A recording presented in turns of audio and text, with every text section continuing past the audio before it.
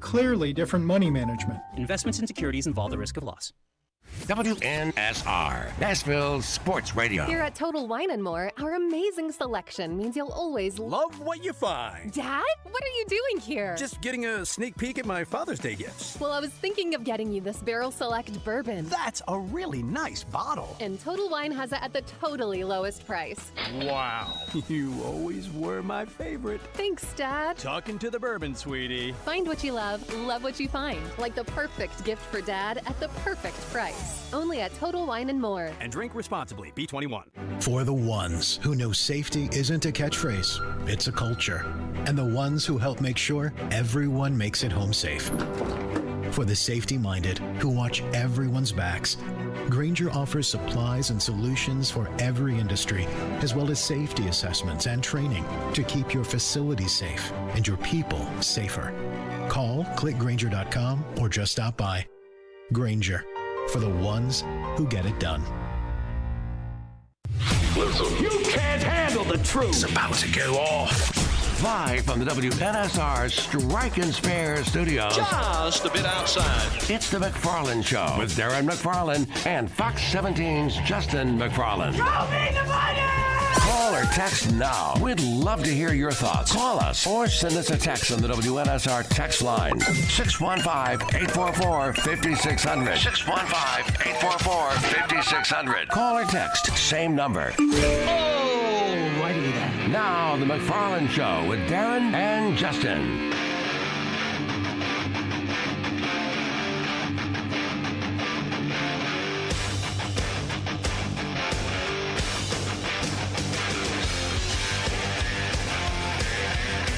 Very good Monday afternoon to you, and yes, it is time for the McFarland Show. Darren and Justin here with you for the next 2 hours. Hope everybody had a great weekend. We got a lot of things to get into here today. Yes, we're happy to do it. And yes, hopefully we'll get to talk to everybody out there in radio land. Justin, how we doing? Doing okay, sir. How are you? Back in town. Good. After a fun 4 days in Gatlinburg that I do every year, 16 years in running and counting. Very cool. On this trip with 13 or 12 other guys from all over the country, and it's a lot of fun. So we had to celebrate, or we didn't have to, but we did celebrate. One of the guys is going to get married next month. I'm the best man in the wedding, so didn't have to. I had to. We didn't have to, but I thought it was appropriate. That I put something together for him and kind of give him one of the nights, kind of separate it from what we do is we get a big cabin and we stay in a big cabin on on the hill, and we play golf and we play cards and cornhole and just do things like we did in our early 20s when we didn't have wives and kids and responsibilities and all that. Responsibilities is a better word. Yeah, we just kind of one weekend out of the year we get to kind of revisit our early 20s. Okay? Yeah, nothing wrong with that. And one night to have the bachelor party, you have to separate it from the trip. So I wanted to do something a little bit different that we've never done, and to kind of get out of the cabin and go do something fun. So I rented a limo bus for all of us. So the limo bus came and picked us up on top of the mountain and took us to Cherokee, North Carolina, at Harrah's Casino. And there's a Ruth's Chris Steakhouse in there, and so we had dinner at Ruth's Chris, all 13 of us, which was a really good time. We had fun, and we had specialized shirts, and so that garnered a lot of attention as well. And then afterwards, we spilled out into the casino for about 2.5 hours before we had to load back up on the limo bus and head back to the cabin. Okay. Well, you're not going to believe who we spent probably the last hour of the trip gambling with at Harrah's Casino in Cherokee, North Carolina on Thursday night. What was Thursday night? June 8th? June 8th, North Carolina, the Harrah's Casino. Who would be out there gambling? Philip Fulmer? Not a bad guess, but no. No. Former NBA star. Oh, Larry Johnson. Larry Johnson. Very good guess. No. Okay. But not correct. All right. How about AI? Oh, come on. How about Allen Iverson? Are you serious? I'm dead serious. Justin, if you could see the look on my face when I walked by him, I was like, Was that freaking Allen Iverson? We talking about practice, Allen Iverson? Yeah. He was Man. doing a lot of practicing at the tables. Hey. And we figured out pretty quick. I swear, I think our group was the only group of people in the entire casino who had figured out it was Allen Iverson. That's sad. But that's great. But that's also very sad at the same time. So but we okay. tried because we were having a fun night and, this and that. We tried to get to know AI, and he had no interest in getting to know us. No, I wouldn't. Yeah. None whatsoever. Well, that goes along with who Allen Iverson we know him to be. So, okay. That's fine. That's but appropriate. he also, let me just say this, has not aged well, Justin. Well, I'm just saying. What's wrong with him? I'm just saying. What's wrong with him? He's looks Not like he's aging got well, some look wear at and tear, man, on that body. Well, to be honest. He did a lot. I mean, played a long time, and I know. I'm just and saying. he didn't play the easy way. He didn't fade. He didn't No, fade he did away. not. No, he did not. He drove to the basket all the time. He's got some mileage on that body. Back during the era where they could foul people. Like hard. Well, you're naming the on-court activities, and that certainly takes a toll. But maybe off the court, that's a whole nother situation there. I don't know that, but I'm just saying. I'm just talking about the stuff that I saw. I saw the stuff on the court. I didn't see everything off the court. I saw the stuff on the court, and the stuff on the court looked hard enough. Like we talked about Jim McMahon last time we went down the high mileage road here, and Jim McMahon lived a big life on the field, like a hard life on the field, let alone off the field. But if it was just the stuff on the field, we see what that does. Bless you, sir. You would have loved seeing the look on my face because I was like, okay, all right, I know that looked like Allen Iverson. There's no I'm in Cherokee, North Carolina on a Thursday night in June. Yeah, that's not Allen Iverson. Where would you think get a he hold would of yourself.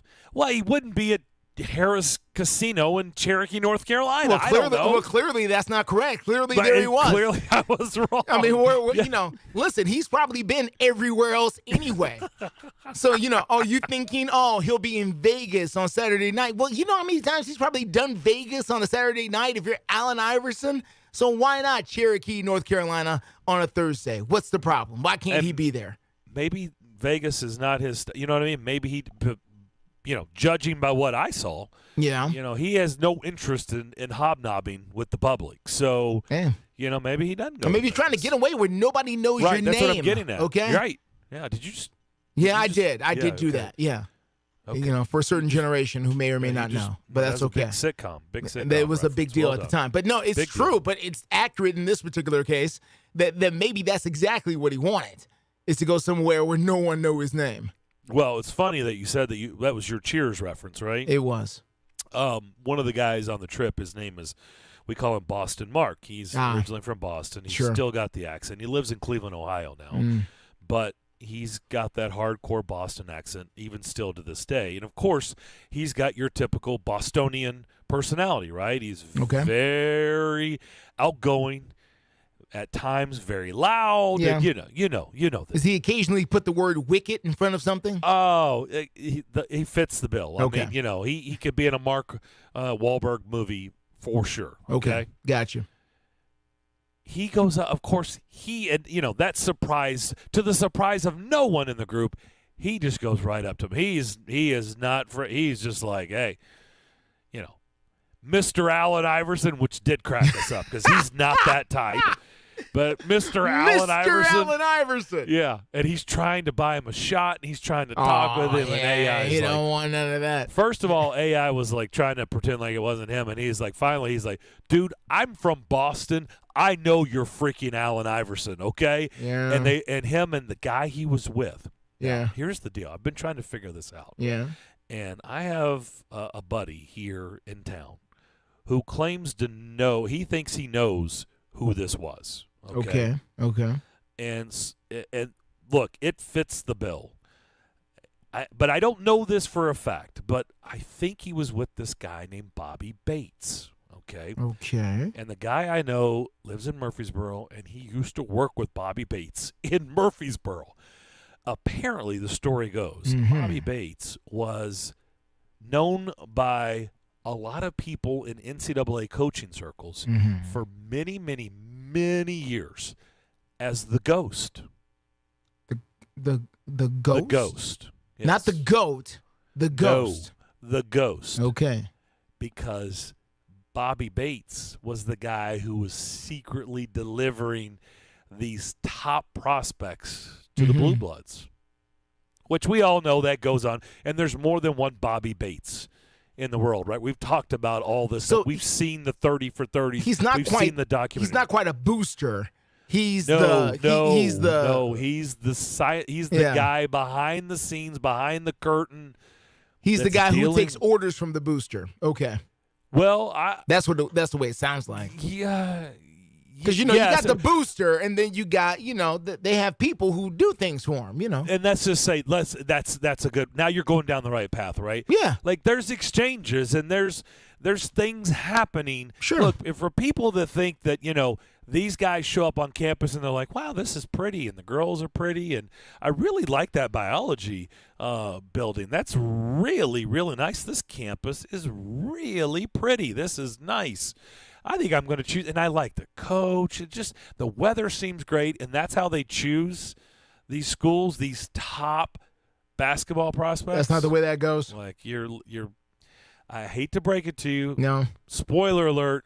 You may be living in the clouds. You may be riding a unicorn and jumping over rainbows. And, yes, isn't everything pretty? You may look like Will Ferrell in Anchorman, okay, with Christina Applegate, just riding in the clouds on horses. And isn't everything wonderful? You may be in the clouds. Like, that's not how it works. That's not how that goes. Okay. And he's one of those guys on how was. I don't know. I think it was more was one of those guys, and apparently got really close to Allen Iverson many, many, many years ago. And again, while I don't know for sure because I didn't flat out ask him and didn't know at the time until I started talking to people, and they said, I think that was Bobby Bates that he was with. Again, don't know that, but he certainly fits the description, and it was just him and AI. And apparently those two are together all the time. Hey. But yeah, if you would have told me Thursday night, June 8th, that I was going to be running into and playing or gambling at the table or around tables of Allen Iverson in Cherokee, North Carolina, I would tell you, those odds are Pretty low. Pretty low. Pretty low. Like that, not good at all. Like 1 in a million stuff. Yeah. Yeah. Now, question: Was he taller or shorter than you thought? I'm assuming you have never seen Allen Iverson in person before. I have not. Okay. Not in person right up next to him. Because I'm 6'4", you're a taller guy as well. Yeah. I'm more wide than tall, but okay. No, you are tall. What are you, 6'3"? Foot. No, I'm 6 foot. No. So, yeah. Oh, you're taller than 6 feet. No, I'm 6 foot solid. If you got some tape Really? measure, I promise you, yeah. Okay. I'm wider. It's my shoulders. My shoulders make you think I'm bigger than what I am. But okay, it I would happens have all had the you time. pegged for 6'2". Yeah, what I would happens have all pegged the you at. time. Okay. Well, I thought you were a little bit taller, but typically, if you're someone who's 5'9", you can be a little bit more wowed at the height. Where with me, I don't as much unless they're towering over me. Then that grabs my attention, right? Like, dang, like you're like 6'8". Yeah. And so, I would answer by saying smaller. Smaller. Okay. I mean, that happens. Listen, you and I, and you especially more than me, but we both have been around professional athletes for a very long time. Some of you will wow you with their size, and you're going, good grief. Yes. I can't believe this is a human being that allows, again, we've talked about before, meeting Javon Curse is strange because his hand swallows yours. So it's like, what are you talking about? Yeah. They're really big guys, okay? And then you meet other people who go, I can't believe he's an NFL player. Like his size. What are you talking about? Not calling any names. I'm just saying. Sure. I can't believe that guy played, 13 years in the NFL. And Allen Iverson, let's not kid ourselves here, is one of the best players in the history of basketball. When you look at everything that's measured here, he's one of these top 50, top 75 all-time players, and you're saying that he was smaller than what you thought. I will say this to where you were going with that. Yeah. I'll give you another example. Now, I got to go to a batting practice of the Houston Astros. Okay. And I got to stand right next to Alex Bregman. Okay. Alex Bregman. Okay. Alex Bregman. You think he's a pretty good baseball player, right? Yes, absolutely. Yeah, he's really, really good. Mm-hmm. I expected Alex Bregman to look the part. Like when I saw I've met Manny Machado in batting practice for the Orioles. Manny Machado, okay. Manny Machado is huge. Okay. George Springer is huge. These are gigantic men. They look exactly how you expect them to look. Alex Bregman looks like he sells insurance in Rutherford County. He looks like the most average human being you've ever seen in your entire life. You can't believe this guy. You would never, ever suspect this guy's that this tearing guy it up. Yeah. is a stud in Major League Baseball. Yeah. And he looks like the average. If you saw him in a restaurant with a family, you would not blink twice. Yeah. You would think this guy has the job like 99% of us out there. Just some guy. The rest of us, right? He just has a job and he has a family and he just goes about his life just like all of us. Not the case. It's Alex freaking Bregman, and he looks like the most average human being, average body.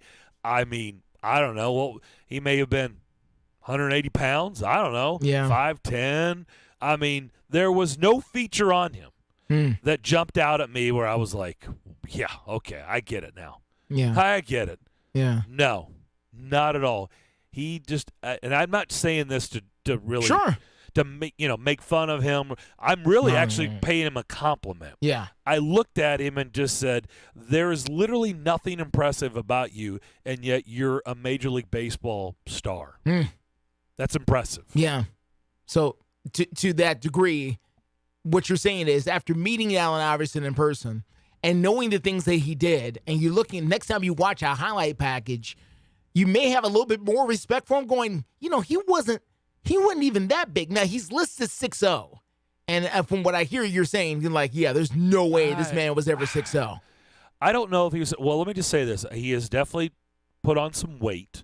So to know that he did it much lighter and 6 feet tall, which I would have said – honestly, when I saw, I would have said 5'11", 5'10", 5'11". He may be 6 feet. There's some inflation sometimes with the numbers, But it felt a good 5-6 inches taller than. And I'm just 6'4". Think about me in the NBA. 6'4" is just like, blah, whatever. Yeah, you don't Ninth get much man love coming for off that. the bench. No. Big deal. 6'4", who cares? I mean, you're talking about average. That's average as it gets. Right? And I was 5-6 inches taller than him. So to think of that and what he did in his career, it's pretty impressive. Wow. Okay. It's pretty impressive because, he's doing it in the land of the Giants. Oh, yeah. And he played in the Shaq era. He played in the, the last of the centers actually being a center era is the era he played in. So, yeah, you're right. He went in there, climbed among the trees, and got layups and got smacked to the ground and kept getting up. That was his game, and he never backed off of it. So, you ever had an experience ever run into somebody totally random, totally somewhere you would never expect to go, oh, my gosh, look who that is? I don't know. Because I'm in the news business, so we run into people – from time to time in places that, I basically, this has been my philosophy, Darren. I basically ignore, the stuff going on around me unless it's pertinent to the thing. So, if I see somebody, I might go, well, that's interesting. What would they be doing here? Then again, it is Nashville. So, I normally put that into everything because I'm here. So, no, I've never been anywhere outside the city. Normally, I just say, well, it's Nashville, so anything's possible. And when you factor that in, then a lot of things seem less shocking, because it's just everybody's here, everybody's living here, everybody's hanging out here. It just I would need to think about it. I'm sure there's something, but I would need to think about it. I guess if I thought I was going to be wowed by a sports figure in a casino. And yes, in this case, Cherokee, North Carolina, so it's not Vegas, it's not Atlantic City. I probably would start with, I'd be less surprised if I saw Charles Barkley, right? I would be less surprised if I saw Pete Rose. I would be less surprised if I saw Phil Mickelson. But even though those are gigantic names, but so was Allen Iverson. Yeah. I didn't have any idea that Allen Iverson was, we have certain athletes that we know, it gets out there that they like to gamble, right? They like that. Michael Jordan. Oh, yeah. Right? I mean, Michael Jordan, we know. Has been gambling his whole life, even well before it was legal. Without question. Without question. So, I mean, when you did have to go to Vegas or Atlantic City, but I didn't know Allen Iverson was in, maybe that mold. Yeah. That group. Well, who knows? Who knows if he was just, trying things out or, whatever he does. I mean, we can.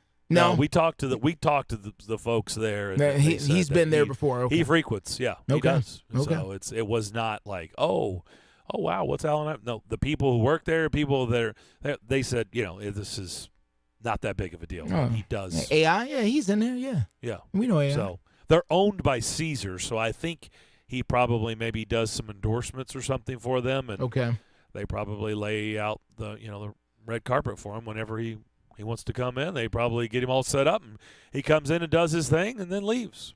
So, wow. Yeah. Pretty interesting. All right, we're wide open this first hour. Want to talk to you. Lots of things going on in the sports world. The NBA Finals about to wrap up. The Stanley Cup Final about to wrap up. Omaha is just about set. 2 more games to go. 6 tickets have been punched to Omaha. We can get into a lot of things. DeAndre Hopkins is in town visiting with the Titans. There's been a lot of buzz about that. We talked about it last week. It's currently going on right now at the Titans facility. We can get into that. The point is, we want to hear from you. 615-844-5600 is our phone line and our text line. More of the McFarland Show next. I switched to Boost Mobile and got a free Samsung Galaxy A23 5G phone. Want to know the best part? It was free? Nope. The fact that it's on America's largest 5G networks? Nope. It's the ding. Oh, yeah. Love the ding. Right? It's all about the ding. It's the dingarooski, the dingaroner, the ring-a-ding-ding. Unleash your power to save with Boost. Get a free Samsung Galaxy A23 5G phone when you switch. Boost Mobile. Unleash your power. And the ding. Limited time offer. New customers only. Available on select networks. 5G not available everywhere. 1 device per line. Tax excluded. Additional restrictions apply. See your local Boost Mobile store for details. Anywhere fans go to cheer on their team, there are behind-the-scenes MVPs ensuring everything is game day ready. We see you, Joe, fixing seats so every fan can enjoy every game. And Allie, who keeps her stadium running smoothly from the moment the first game starts to the last play of the season. At Grainger, you're our MVPs, and we're always here for you with supplies and solutions for every industry and 24/7 customer support. Call, click Grainger.com, or just stop by. Grainger, for the ones who get it done. Have you ever met a single person in your life that enjoys paying taxes? No, no one does. If you can't sleep at night because you have a huge problem with the IRS, I've got some free advice for you. This service is strictly limited to individuals that owe the IRS $10,000 or more in back taxes. And if you qualify, we can guarantee that you won't be writing a big fat check to the IRS, or our services cost you nothing.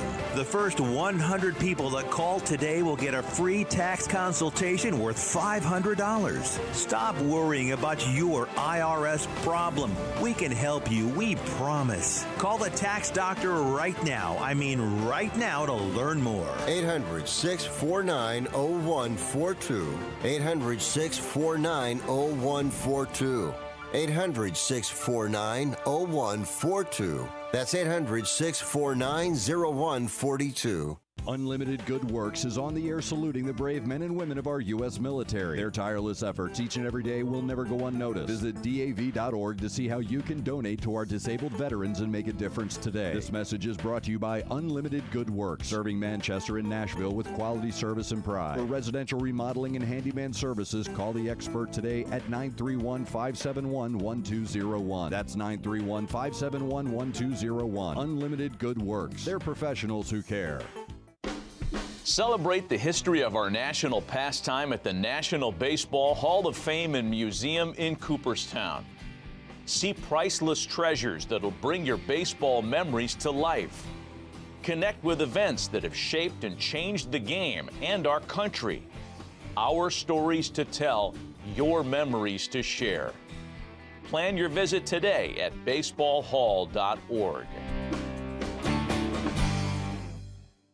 It's the McFarland Show with Darren McFarland and Fox 17's Justin McFarland. Okay, let's bring in Butch Spearden, who's the president and CEO of Nashville Visitors Corporation. He joins the show. Butch, how impactful was the Taylor Swift concert for Nashville? Saturday alone was worth $14.8 million just in hotel spend. One day in the city, just in Davidson County, $14.8 million.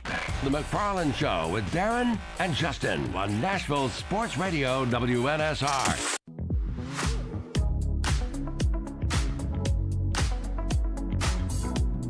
Text the Strike and Spare studio now at 615-844-5600. You're listening to The McFarland Show with Darren McFarland and Fox 17's Justin McFarland. Thank you, big voice guy.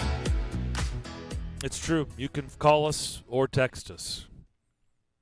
Gregory on Twitter just tweeted at us and said, "Thanks, D-Mac, for ruining my image of the NCAA basketball sports being on the up and up and a clean organization." Yeah. Next thing you know, you're going to let out the secret about Santa Claus, too. I know. I'll hold that for another day. I don't want to, crush everybody's hopes and dreams. Yeah. Sorry, Gregory. My bad. But I was, this is what it is. Yeah, now you know. Act accordingly, okay? Yeah. This is what it is. Johnny says, sorry, D-Mac. He tweets at us as well. Somebody else from your trip went on and spoiled me about Allen Iverson this morning. Yep, there was someone else on the trip that was on the air here in this market before us, so probably told that story. And, yeah, believe me, it had all of us going, really? This is really AI? Yep, it was really AI. Speaking of basketball in the NBA, Here was a pretty cool stat I saw during the break. NBA Finals, teams that are up 3-1 have only won Game 5 50% of the time. Yeah, normally the other team. And now, think about this, Darren. This was also back when they were doing the 2-3-2 format. True. So that Game 5 for a lot of these players, in some cases, may have been the last game on their home floor. And so maybe they were giving the fans a little something there instead of, some of these other ones that we're thinking of now, where they'll be back in Denver tonight, I believe, for Game 5. They've gone back to the 2-2-1-1-1. Yep. And so we will see. It just looks and feels like Denver's the better team. It looks and feels like Vegas is the better team. And I get it. People are going to be like, hey, no, wait a minute. The Florida Panthers came back down 3-1 to Boston in round 1, and they were the best team in hockey. And yeah, but you know what? Once you get to this stage, and Justin, you know this, and everybody who follows hockey who listens knows this, as you get to this stage, it happened to the Predators, man, bodies are dropping left and right, and you got guys playing at 50%, 60%, 70%, ain't nobody 100%, and people are battling stuff, and they're just trying to lace up their skates and play. It's hard, man. It's hard, and we know Matthew Tkachuk is hurt for the Panthers, and he is the blood and guts of that team. They're a good team, but they need Matthew Tkachuk, and he is banged up. And I don't know if he's playing or not. I haven't seen anything, but I don't see a miracle comeback in either one of them. Look, Miami's been a great story.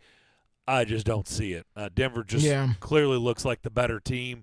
I was shocked how they went into Miami and just absolutely just had their way. With Denver just had their way with the Heat for 2 games. I mean, did Miami ever lead? Besides 2-0 or 4-2, I mean, did they lead in quarters 2, 3, and 4 at all? Not that I recall.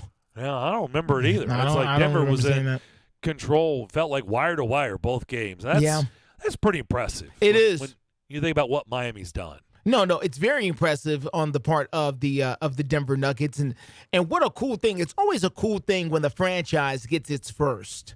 And that's exactly what we're going to see there for Denver, for the Nuggets at least. Of course, the city of Denver has had a few championships, but never the Nuggets. And so, it's a cool thing whenever that happens, because the euphoria among the fans who've been waiting for so long is always cool to see. So I don't know a lot of Denver Nuggets fans. I don't know any Denver Nugget fans I could think of, but they're going to have the time of their lives coming up here over the next few days, and that's cool to see.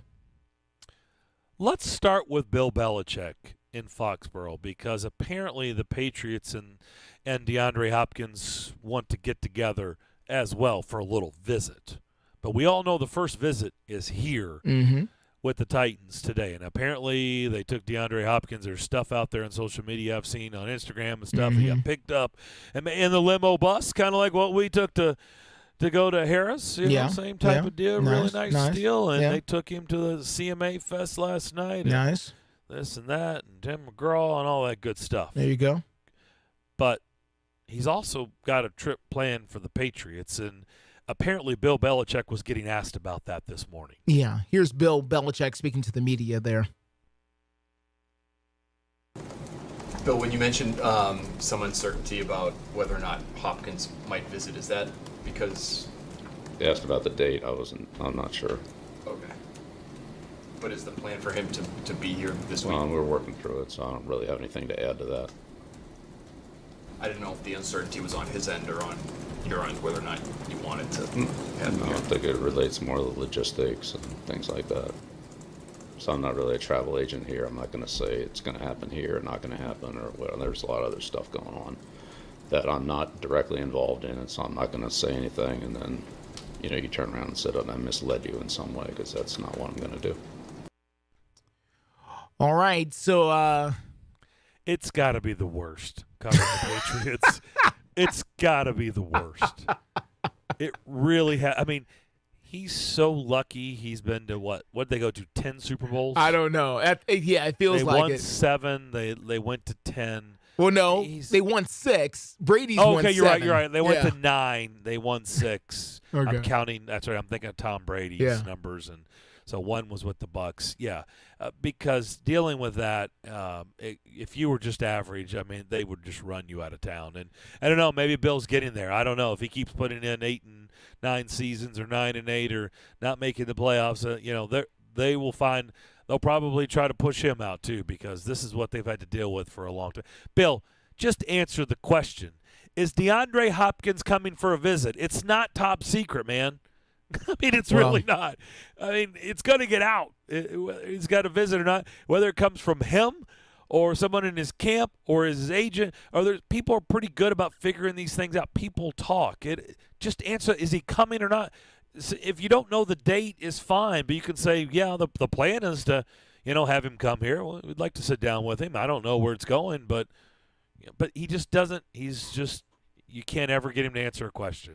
Well, in Bill Belichick's defense, and I can't believe I'm about to say this, he did answer the question in that he really didn't know, or at least he said he didn't know. Now, was he answering the question the way the reporter wanted him to answer the question? No, but you know who this is by now. You know this is not Bill Parcells. You know this is, not whoever you would, whoever you want to plug in there. This isn't Rex Ryan. You know this is Bill Belichick. He doesn't answer questions.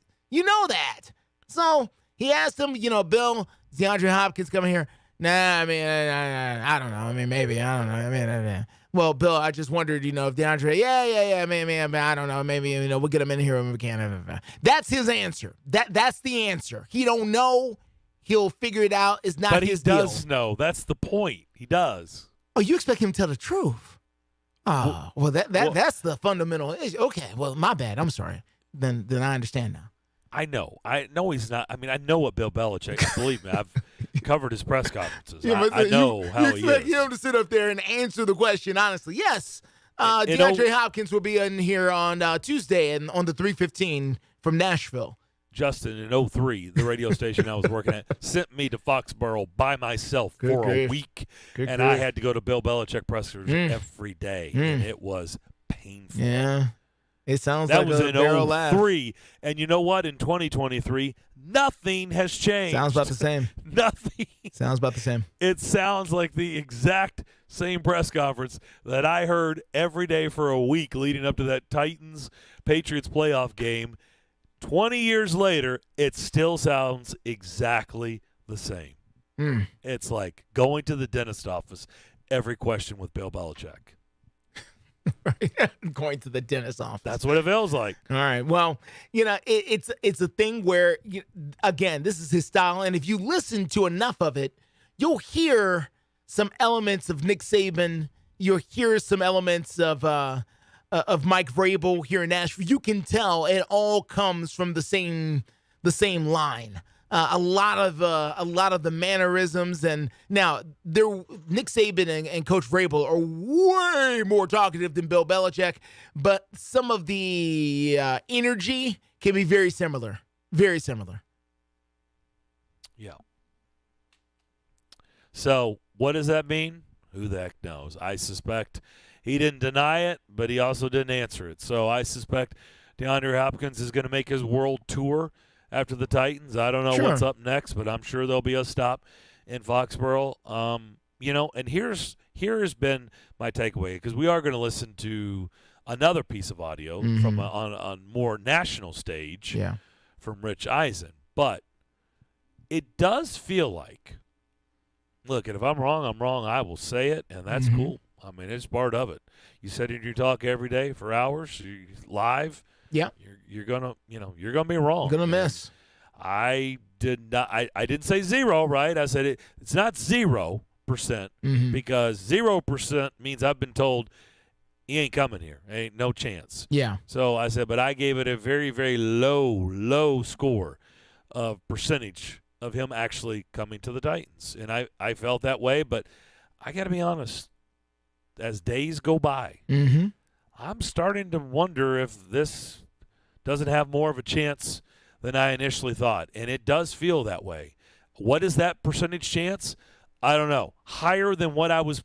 What did I say? I don't know. 1 to 3%. Yes. I was like 5% or less. Yeah. I feel like it's a lot. It's definitely higher than that.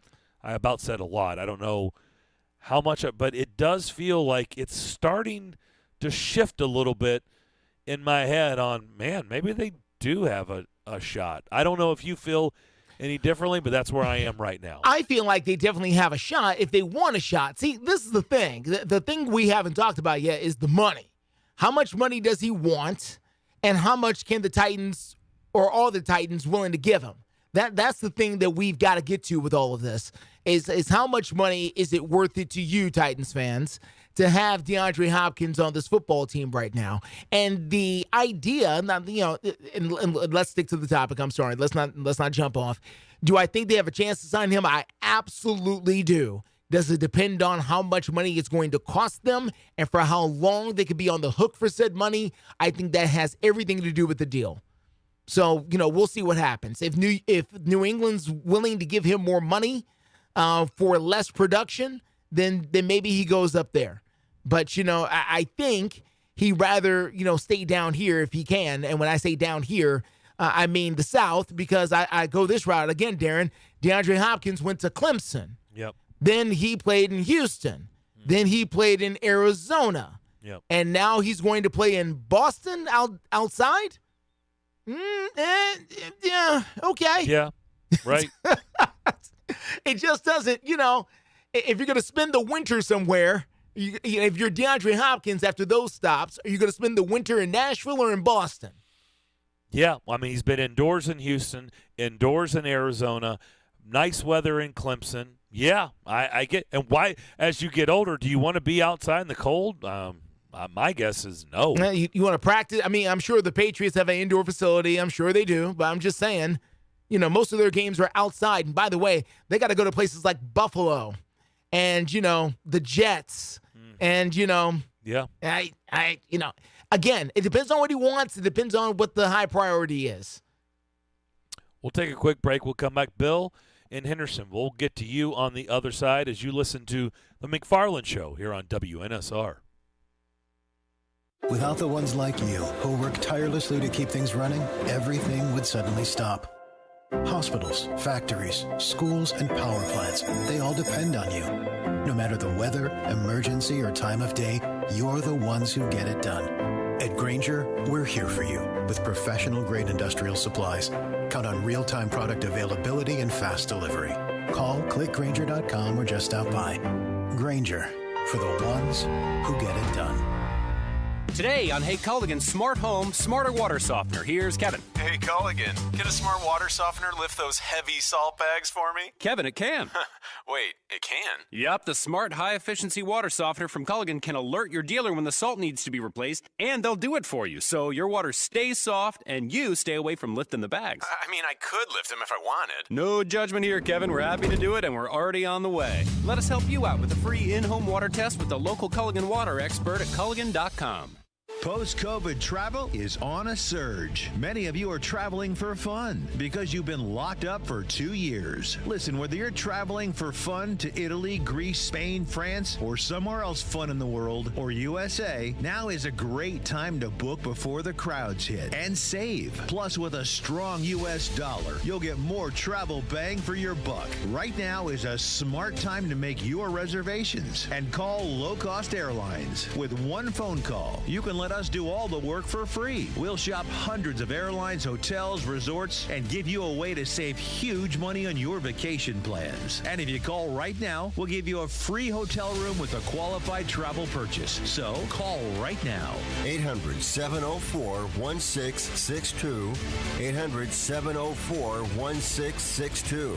800-704-1662. That's 800-704-1662. Tennessee Pro Solutions is on the air saluting the brave men and women of our U.S. military. Visit DAV.org to see how you can donate to our disabled veterans and make a difference today. This message is brought to you by Tennessee Pro Solutions, serving Middle Tennessee with quality and pride for over 8 years. For commercial and residential roofing, excavation, and remodeling, call 615-389-3390. That's 615-389-3390. Tennessee Pro Solutions. They're professionals who care. Five-state forecast. Your exclusive national sports radio, WNSR Skyscan forecast. For today, increasing amounts of sunshine, the high 78. Partly cloudy tonight, low 56. Tuesday, partly sunny with a chance for a shower or thunderstorm, high 80. A straight thunderstorm Wednesday.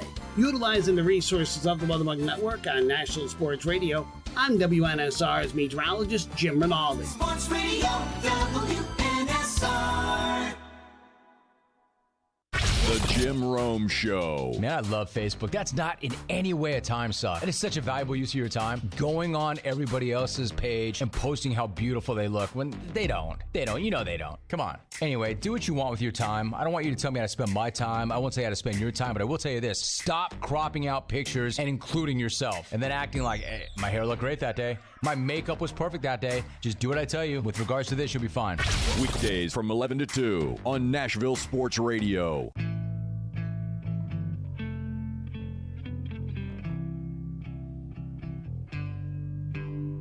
Welcome back to the Strike and Spare Studios. You're listening to The McFarland Show with Darren McFarland and Fox 17's Justin McFarland.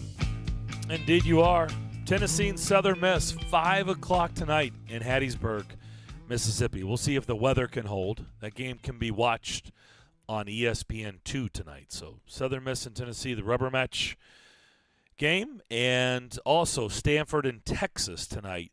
That'll be at 7 o'clock our time. So 5 o'clock our time for Southern Miss Tennessee on ESPN2. And then Texas and Stanford will play their rubber game at 7 o'clock, and that will be on ESPN. Final 2 spots left for Omaha. Let's go to the phone lines. Bill is up in Hendersonville. Bill, what's up? Hey, fellas, good afternoon, and hope you guys had a pleasant weekend. Darren, sounds like you had a nice trip. We did. We had a lot of fun. Awesome. I want to talk about or have an observation more than anything else about DeAndre Hopkins and coming here. Okay. But first, I want to – I know Justin is a newsman. I want to tell him something that just happened a little while ago. might pique an interest just because of who it happened to. As I've told both of you, and I think you even spoke with my mother, she's 95 and a half now, and she, much to my brothers and I nervousness, still gets out in the car and goes to Kroger and so forth and goes shopping. Okay. Well, she went to Kroger just a little while ago, went to the checkout line with a bottle of white wine. Now, the white wine, of course, is something that she will drink, and, of course, she was going to use it in the dish she's going to make tonight. Well, you also know that in order to purchase alcohol, you have to be 21, and you have to show your ID. That is correct. Oh, yes. And there's a certain age group of people Mhm. that do not have their picture on their ID. Yes, I think you all know where this is going. Mm-hmm. She goes into line, and the girl at the checkout asks for her ID. She shows it. She gets turned down to buy the wine. Yes, at 95 years age, she gets turned down because there's no picture on her ID. Well, this makes her, for my mother, madder than a wet hen. And she went and told either the supervisor or the manager who was there, and he said, well, I'll take care of it. But she did not get her wine, and she is very upset. Yeah. Now, well, I am help educate me, guys, on the license without a picture, because I'm unaware of this. The form of ID. So the whole hang-up is her picture is not on there. Is that correct? Back in the day when you got your ID, it did not include pictures at a certain point. It just didn't. Also, when you stop driving, you just get a regular state ID at times, depending on what you get. You may or may not have your picture included. So the cashiers are trained to look for picture ID. They're told to check for picture ID. And so if you get someone who's a little robotic in their service, and in other words, if you don't present them the exact thing they're looking for, then it becomes a bit of a problem. And I think that's what Bill's mother is running into here. Don't these expire? You have to, at some point, get new license made, right? Don't they have an expiration date? Yes, they do, but she doesn't, because of her age, she doesn't have to, she gets just, she does it through the mail, so she doesn't have to go in. Okay. Bingo. Okay. Wow. So there's that. 95 years old. and Just got trying to get her turned white down wine. For white wine. Yeah, Wow. yeah, at the the grocery store. And look, I understand. Look, you have a job, and I know they do all this stuff because I've even poked fun of, like really, like you don't think I'm okay, I get it. You have a job, and I understand all that. I don't want to get anybody in trouble, but like at some point, doesn't common sense have to reign supreme? Yeah. Like you could look at somebody and realize, someone who's 90, no matter what your mother looks like, she could be in the greatest shape ever, Bill. She's 95. Like there's no one who's going to say, I'm not sure. Like maybe 19. She could be 19. I don't know. Yeah. Like no one's going to say, like, you got to use common sense, right? Or no? Can you still get in trouble? Absolutely. Really? Well, no, the answer is no, you can't get in trouble, but, they're not thinking of it that way. They're just thinking of it, well, this is not the picture ID I was told to look for, so no exceptions. That's what they're thinking of. It's what you're trained to do. Yes. Exactly. Yes. Still, that she was pretty fit to be tied when I got home. Mm. But yes, Bill. Let me talk on to DeAndre Hopkins. Let me get back to sports. Let me make this observation in the form of a question. Mm-hmm. You think that Mr. Hopkins would be more than willing to sign here in Tennessee, and I don't much blame you not wanting to maybe to go up to New England and play up there for the reasons that you stated. But does he want to play here in Nashville for a team whose offense is run left, run right, throw the tight end, and punt? I mean, that's kind of the Titans' offense that we've observed over the past 10 years. Maybe a little bit, give or take.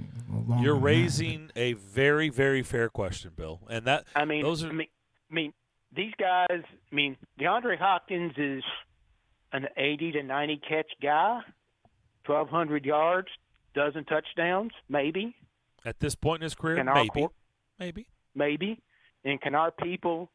Is this offense built to do that with Ryan Tannehill or the rookie or even Mr. Willis?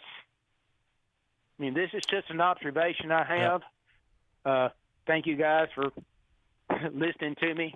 I will catch you guys later. Bye-bye. Okay, thank you, Bill. Let's hit on this on the other side, Justin. Yeah, I think absolutely. Bill's bringing up a really good point, and there is a little bit of an onion effect. Maybe not a blooming onion, but there's a couple layers we need to peel back on the other side to finish out hour number one. We will do that next here on the McFarland Show. Do you ever feel like gambling is causing financial strain or hurting your relationships? The Gambling Clinic has been helping people who want to change their gambling habits for over 2 decades. With physical clinics and remote online appointments, we're here to help you make informed decisions about your gambling so it doesn't lead to a bigger problem. Visit us at thegamblingclinic.com so we can work together to help you win your life back. This project is funded by the Tennessee Department of Mental Health and Substance Abuse Services. All new spring deals are here at Lowe's. Start planting your garden this weekend with Bonnie 11.8-ounce vegetables. Buy 4 for $10. Plus, liven up your patios and decks with fresh blooms. Select 1.5-gallon hanging baskets or 2 for $16. Lowe's knows spring. Lowe's knows home improvement. Offers valid through 5/17. In-store only. Actual plant size and selection varies by location. While supplies last, excludes Alaska and Hawaii. Today is the day. Today is the day you empty your garage and closets of your old tech. Today is the day you hang up on that dial-up modem. Today is the day you tell that old GPS to get lost. Because while Staples recycles old tech for free each and every day, today, during Staples' free Tech Take Back, Rewards members get $10 in Staples Rewards when they recycle their tech. Cut the cord on your old tech and recycle it at Staples. N617. Limit 1 reward per month. Exclusions apply. Visit staples.com/recycling for details. I've got a unique vacation idea for you that's right here in the United States. If you're ready for a vacation that's fun and downright affordable, listen up. It's driving distance for many of you, so no planes, no airline delays, no hassles. It's Branson, Missouri, the entertainment capital of the Midwest. Live music for everyone. Branson has 3 beautiful, enormous lakes, water attractions, live shows, great food, and tons of entertainment. It's a perfect vacation for you and your family, or if you're retired and you want to have a great time. And you can stay in Branson for as low as $99 a night. Please understand, this is not a timeshare offer. It's a real vacation for as little as $99 a night. We've got a free vacation guide we want to send you right now. All you have to do is call for complete details. Get your free Branson, Missouri guide right now by calling this number. 800-413-3953. 800-413-3953. 800-413-3953. That's 800-413-3953. Staples has everything your business needs all in one place. Shipping supplies and services so you can fill orders from all over in one stop. Plus professional print and marketing services at your fingertips. And now during Staples Small Business Deal Days, when rewards members spend $100 or more, they get $20 back in rewards plus another $10 back with the Staples Connect app. And you'll find new deals in store every week on tech, chairs, and shipping supplies. Get everything for your business for less at Staples. Rewards offer ends 5/27. Limit 1. Redeemable in-store only. The Atlanta Braves are rolling, and this loaded roster's on a mission to bring home their 6th straight division crown. Swung on, lifted high and deep to left center field. Go ball. Back to the wall. Jokes. That ball is gone. Home run, Ozzie. Tonight, the Braves roll into Comerica Park in Detroit for a huge interleague battle with Miguel Cabrera and the Detroit Tigers. Coverage begins this evening at 5:25 on Nashville's first 24-hour sports station, Nashville Sports Radio. Give us a call, 615-844-5600. The McFarland Show with Darren and Justin.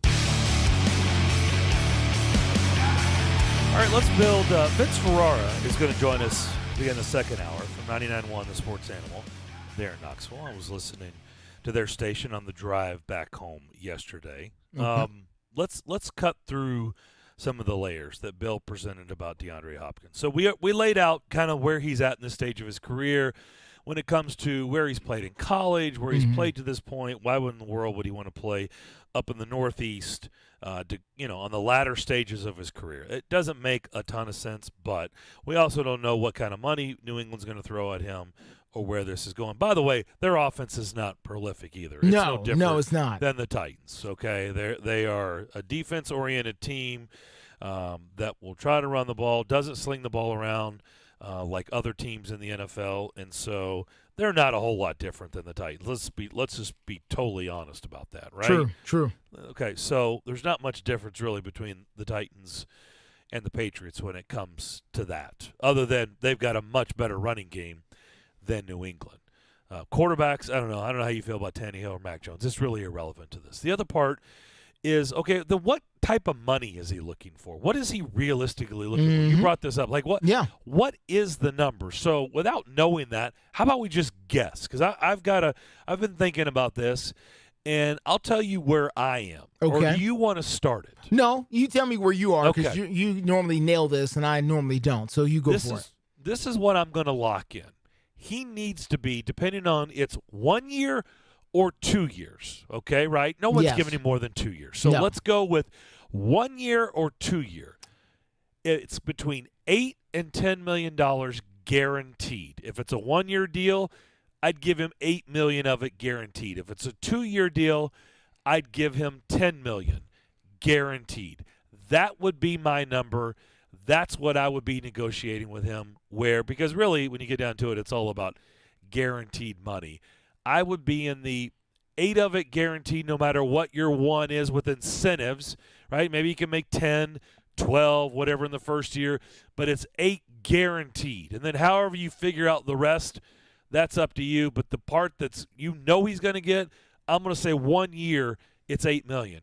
If you're willing to give him a 2 year deal, I would be willing to go as much as $10 million guaranteed for the life of that contract. That's me. So that is my Price is Right range game window, $8 to $10 million contract depending on the years, 1 or 2 years. I think that's fair. Julio Jones signed a 1 year, $6 million contract last year with Tampa.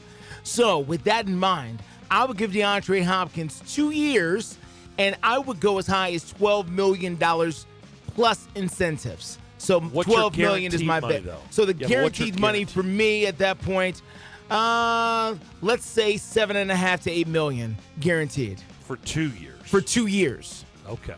For 2 years. Okay. So it seems like I'm just a little bit. We're kind of close. Yeah. I'm just a little bit, a smidge higher than you. Yeah, because I've got less cap room. We've been burned before. Yeah. When we come back, we're gonna head east to Knoxville. Vince Ferrara joins us. It's the McFarland Show on WNSR.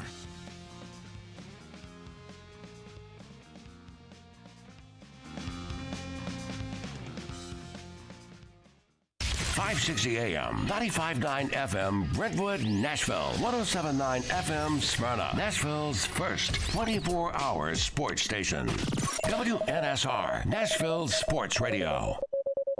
ABC News, I'm Em Nguyen. The mayor of Miami says security will be tight ahead of tomorrow's appearance in federal court by former President Trump. Here's Miami Mayor Francis Suarez. We obviously believe in the Constitution and believe that people should have the right to express themselves.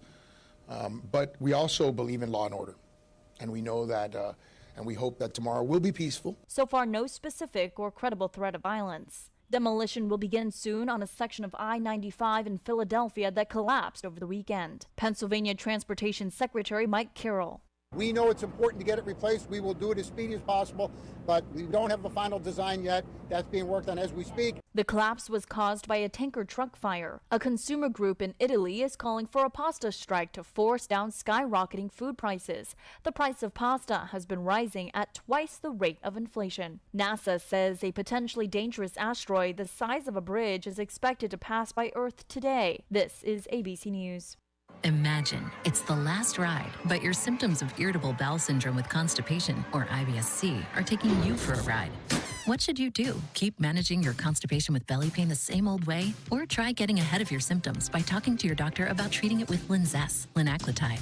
Linzess is a prescription medicine that treats IBS-C in adults. It's not a laxative. It's a once-daily pill that helps you get ahead of your symptoms. It's proven to help you have more frequent and complete bowel movements and helps relieve overall abdominal symptoms, belly pain, discomfort, and bloating. These symptoms were studied in combination, not individually. Do not give Linzess to children less than 2. It may harm them. Do not take Linzess if you have a bowel blockage. Get immediate help if you develop unusual or severe stomach pain, especially with bloody or black stools. The most common side effect is diarrhea, sometimes severe. If it's severe, stop taking Linzess and call your doctor right away. Other side effects include gas, stomach area pain, and swelling. Imagine, what could relief from IBS-C mean for you? Talk to your doctor and say yes to Linzess. Learn more at linzess.com or call 1-800-LINZESS. WNSR, Nashville Sports Radio. Greg Pope back once again to tell you about Bongo Java, Nashville's oldest and most celebrated coffee company, located in the Omni Nashville Hotel. Bongo Java's expert baristas take pride in their trade, serving up fresh, locally roasted coffee, classic handcrafted espresso, drinks, and fresh baked goods all day long.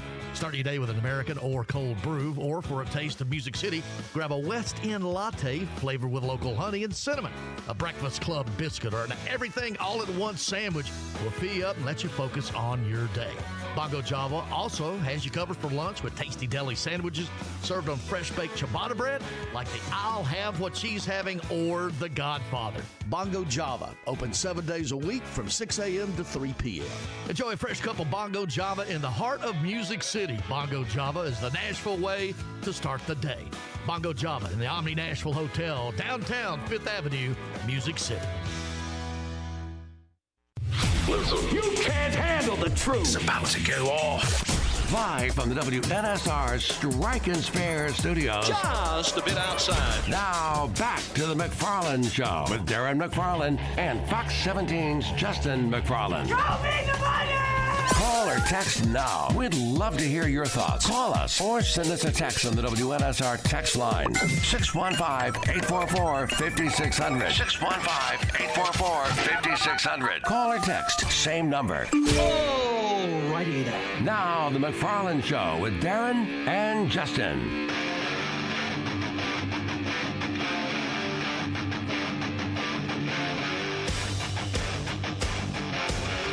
Second hour McFarland Show rolling along here on this Monday afternoon. Hope everybody had a great weekend and a great start to your week. Darren and Justin here with you. One more hour to go. And you know what? Tonight there's still 2 more teams trying to figure out if they can get to Omaha, or 2 more games, 2 more teams, 2 more winners. Southern Miss and Tennessee. First pitch is slated for 5 o'clock our time. It'll be aired on ESPN2 if they can get things going in Hattiesburg, Mississippi, where the weather has not been great. The other game is Stanford and Texas. That'll be on ESPN tonight at 7 o'clock our time. The other tickets have been punched. 6 teams in: Wake Forest, Florida, TCU, Oral Roberts. I don't know if people watch the Oral Roberts and Oregon series. It was high drama. It was crazy. Virginia, after losing game 1, comes back to win the next 2. They punched their ticket. LSU going to Omaha as well. So Tennessee trying to be the 3rd SEC team to get into Omaha. Let's head east, where it's an hour ahead of us right now. It is currently 4:05 Eastern Standard Time. Vince Ferrara, 99.1 The Sports Animal. I was listening to his station coming through yesterday. In fact, I was listening to the game coming back from Gatlinburg yesterday on The Sports Animal. Vinny, how we doing? Good. How are my favorite McFarlands that I know? Okay, be honest with us. Are we the only McFarlands that you know? I mean, details. Why do we need to get lost in all that? I'll take it, man. I'll take it, man. I got you. 1 of 1, 2 of 2. Both of you are 1 and 2. So run with it. But I'm good. How you doing? You guys are doing well. Yeah, how was your weekend? Very good. That was good. Some storms. We had tornado watch and severe thunderstorms last night, as you guys know, and but dodged anything serious. And a lot of college baseball and a lot of weather delays and just getting some stuff done around the house. So nothing too stressful. But hope you had a great annual trip there, Darren. I did. It was a lot of fun. Year 16, how time flies when you're having fun. But I always look forward to that trip every year. Vince, I want to ask you about that, okay? Because I'm starting to see a weird trend, and I don't know if I'm taking this way further than I should or not, but got to be honest. This whole LSU Kentucky weather delay for 7 hours, and apparently, by the way, I was listening to your station coming back before the game.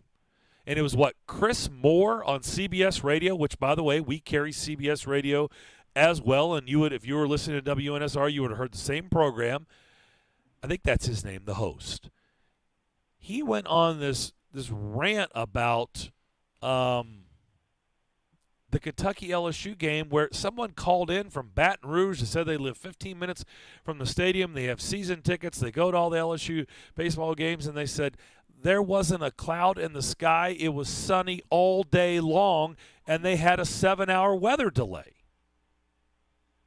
Yeah, Tom Hart, who was calling that with Ben McDonald on the ESPN family of networks, and he tweeted out or put out on social media a photo from the restaurant Walk-Ons not too far away where he basically phrased it as a non-weather weather delay, a no-weather weather delay. Because, see, what apparently LSU was trying to do is they only wanted to play if they could get the entire game in without stoppage because they had the nation's best pitcher on the mound in Paul Skeens.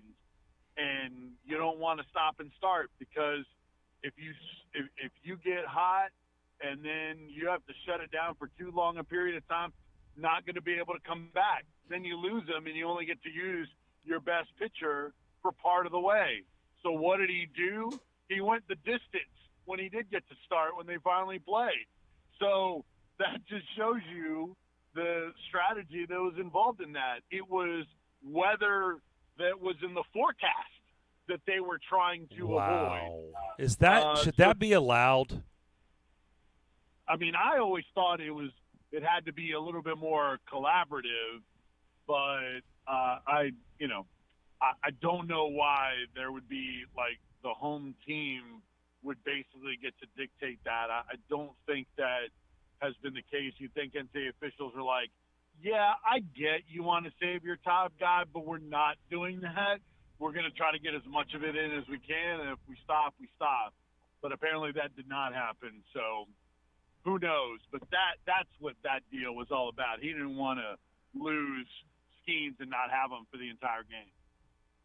Well, that's ridiculous. I mean, literally the caller was like, I live in Baton Rouge, and it was sunny and beautiful, not a cloud in the sky for 7 hours during that delay. Not a drop of rain, not a drop of anything, and they had a 7-hour weather delay. That's absurd. It honestly is. Like, I don't know.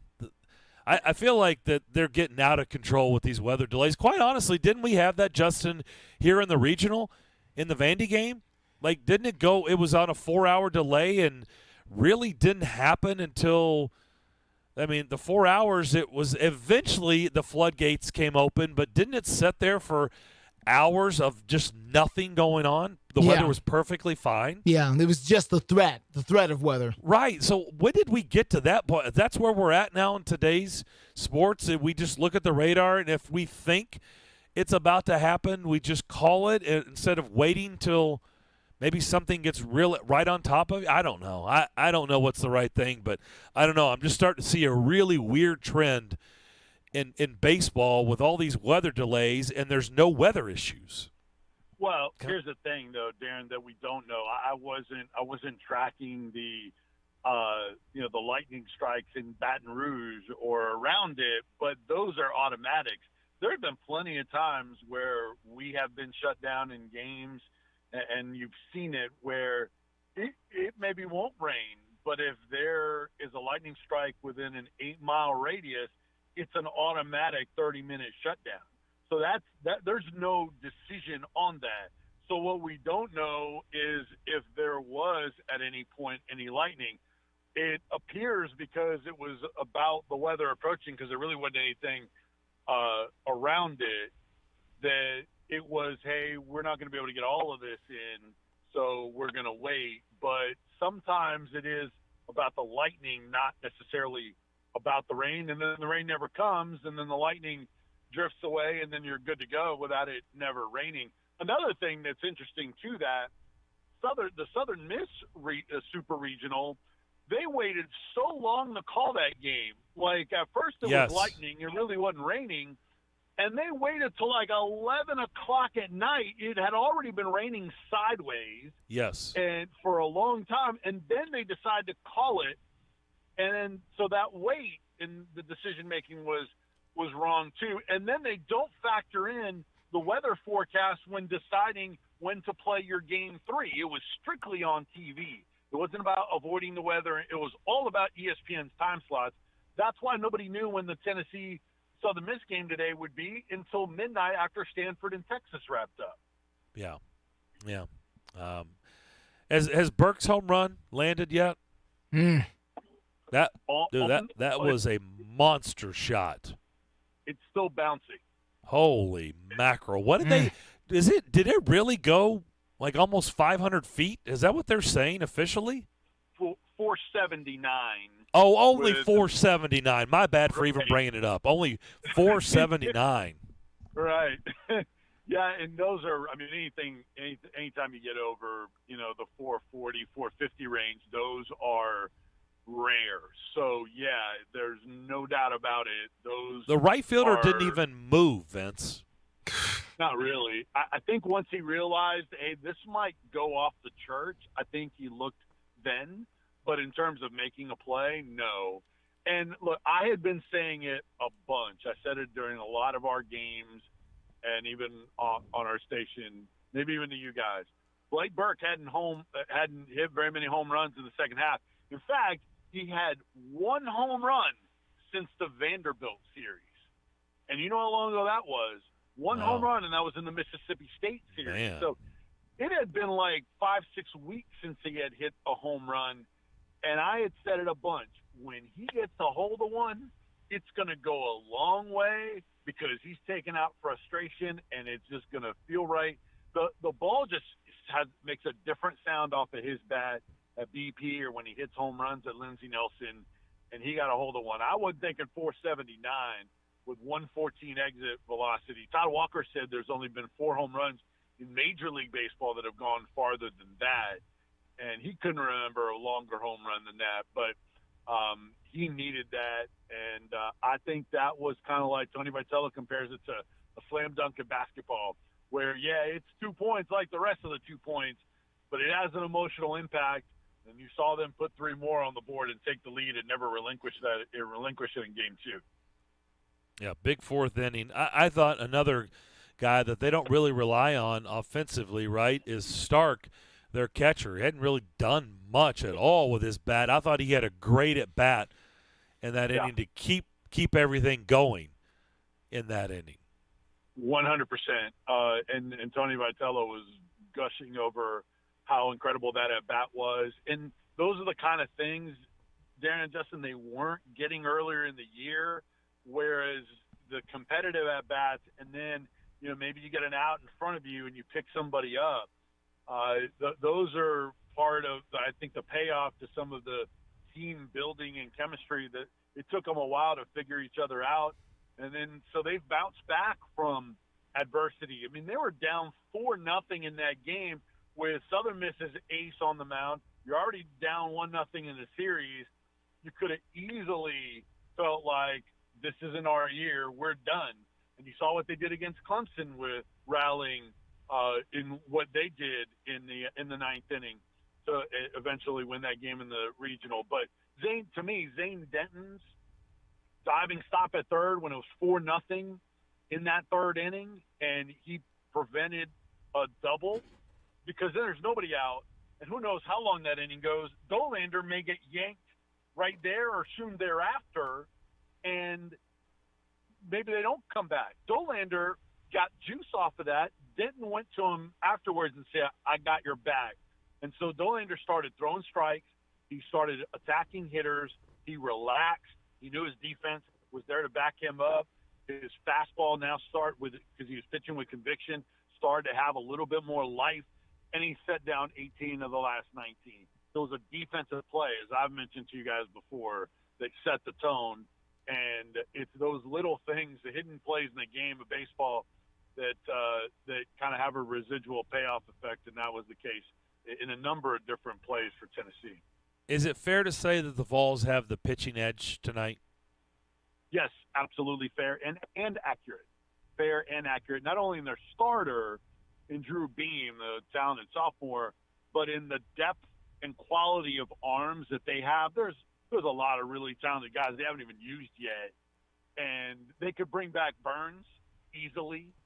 Halverson, who had a low pitch count in closing out the game one, they have everyone, I think, except for Lindsey and Dolander available, and there's a lot of arms with a lot of good stuff, and they have that advantage over Southern Miss, no doubt. So, Vince, I want to ask you about the other side of the ball, and I'm talking about Southern Miss. Obviously, with the big win in Game 1, I know they had to think. They had the momentum, and they can just come in here and take care of business at home in Game 2 and wrap this thing up. And now they've lost this game, and now we're going to Game 3. Who has got more pressure on them, you believe? Is it Southern Miss or is it UT? Boy, it's a good question. I think – the expectation going in was for Tennessee to win. I think from the outside, when you're the home team, I think there is pressure there, inherent pressure, because you can kind of you feed off the energy when things are going well, but you also feel the tension when things are not going well. And we haven't seen Southern Miss play from behind much in this series until Game 2.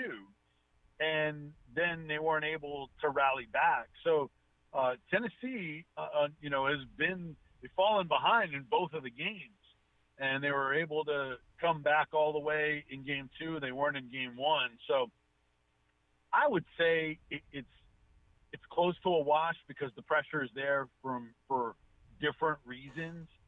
But Tennessee, I think, is the better team, so I think they have more ways to overcome that pressure. But I think it's pretty close, Justin.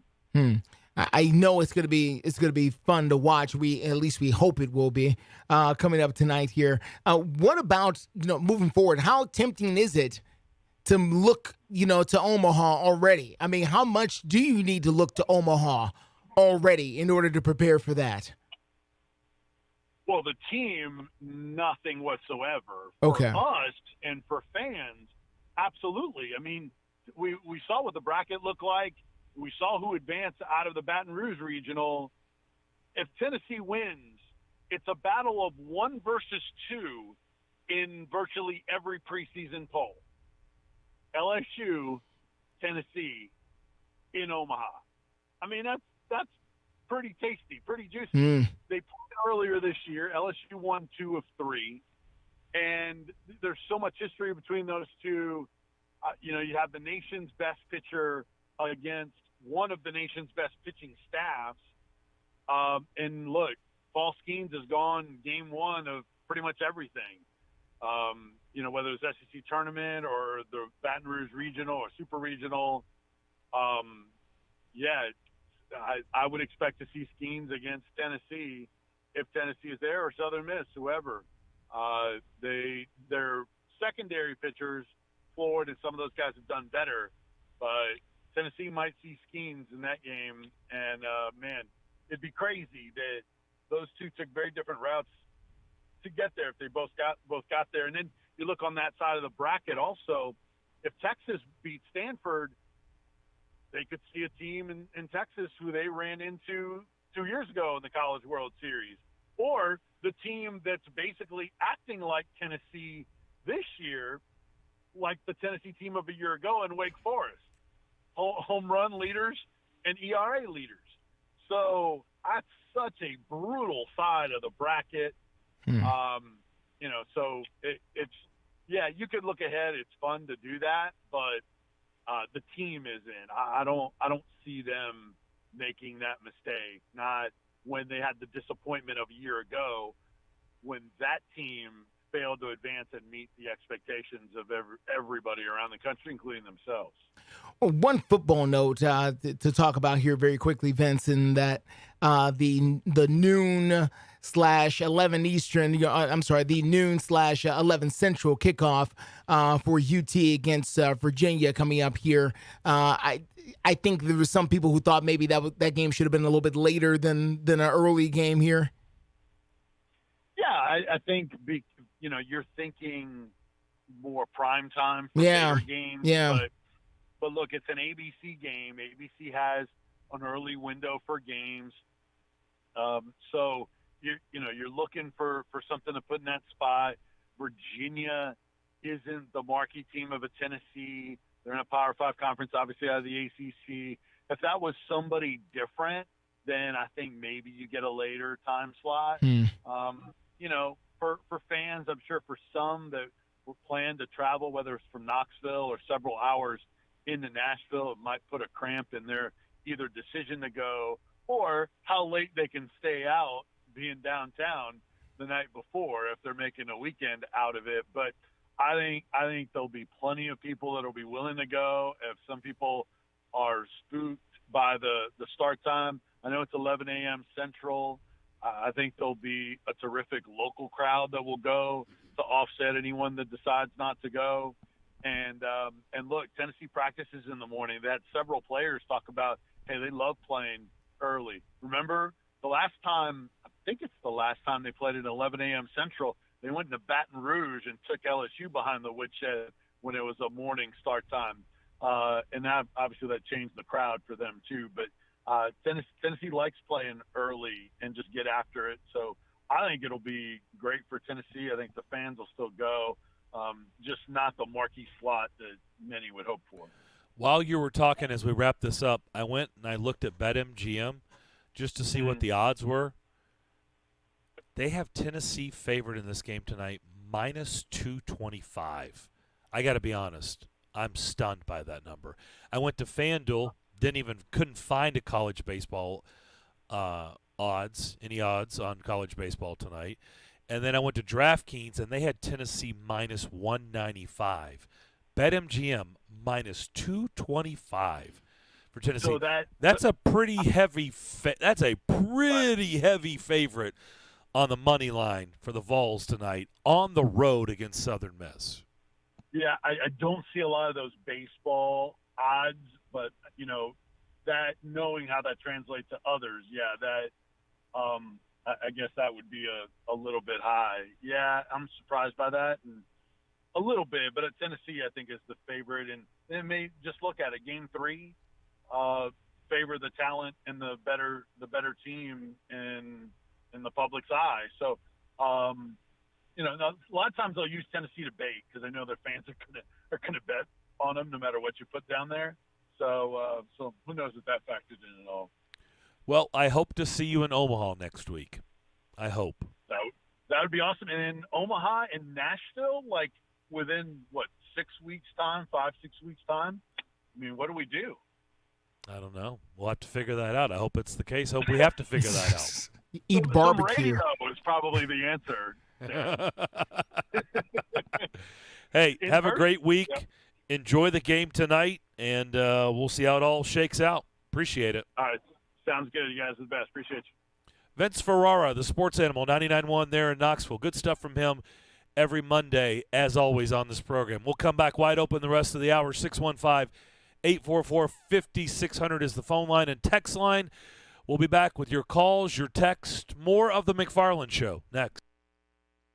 Hey, Tennessee, when you bet on Zen Sports, the new sportsbook in town, you get the best reward possible. Cold, hard cash. You bet with your own money, so why accept anything less from your rewards program? With Zen Sports, you earn cash on your bets, cash on your referrals bets, and a welcome bonus in, you guessed it, cash. So stop settling for Vegas rewards when we're in Tennessee. Cash in your old sportsbook for Zen Sports. Your wallet will thank you later. Zen Sports. Betting just got better. Gambling problem? Call 1-800-889-9789. Terms and conditions apply. Must be 21 and up and in Tennessee to bet. Nashville, start your engines. The Big Machine Music City Grand Prix is coming to the streets of downtown Nashville. Experience 3 days of racing, music, family fun zone, food trucks, and more. The Big Machine Music City Grand Prix is August 4th through August 6th. From stadium super trucks flying through the air to open wheel IndyCar racing that turns right. The Big Machine Music City Grand Prix has something for every race fan. There's music all day, every day. And don't miss the Friday and Saturday night concert under the stars. And they have rides for the kids provided by Wesley Mortgage. The streets of Music City come alive August 4th through August 6th. The Big Machine Music City Grand Prix. Grab your tickets before they're gone and log on to musiccitygp.com. The Big Machine Music City Grand Prix. It's more than a race. It's a festival. Here at Total Wine & More, our amazing selection means you'll always love what you find. Dad, what are you doing here? Just getting a sneak peek at my Father's Day gifts. Well, I was thinking of getting you this Barrel Select bourbon. That's a really nice bottle. And Total Wine has it at the totally lowest price. Wow. You always were my favorite. Thanks, Dad. Talking to the bourbon, sweetie. Find what you love what you find. Like the perfect gift for Dad at the perfect price. Only at Total Wine & More. And drink responsibly. B21. For the ones who know safety isn't a catchphrase, it's a culture. And the ones who help make sure everyone makes it home safe. For the safety-minded who watch everyone's backs, Grainger offers supplies and solutions for every industry, as well as safety assessments and training to keep your facilities safe and your people safer. Call, click Grainger.com, or just stop by. Grainger, for the ones who get it done. And now, Quick Flow HVAC LLC is reminding Americans to show support to the brave men and women who serve our U.S. military. Visit USO.org and locate Military Care Package and see how you can make a difference today. This message is brought to you by Quick Flow HVAC LLC, your local HVAC contractor. For all your HVAC needs, give the pros a call today at 615-326-7031. That's 615-326-7031. Quick Flow HVAC LLC. They're professionals who care. Sports fans, listen to Youth Connect on Monday nights at 6 and hear me, Seagull Boys basketball coach Matt Rigsby and Darren McFarland. Hey, listen to Youth Connect on Monday nights from 6 until 7 o'clock as we highlight high-level trainers, coaches, and players in and around Middle Tennessee. Give us a call at 615-844-5600. We live video stream all of our shows on Twitter, Facebook, YouTube, and Twitch. And hear me, Seagull Boys basketball coach Matt Rigsby. And hear me, Darren McFarland, live on WNSR, Nashville Sports Radio.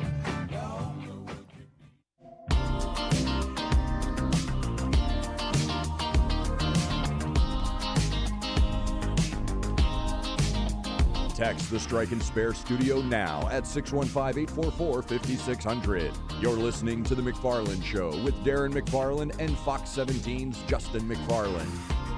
Thank you, big voice guy. No Youth Connect tonight during the 6 o'clock hour. I actually have to hit the road right after the show, heading to Rantoul, Illinois for the day, which is very close to Champaign. Justin, I have no idea.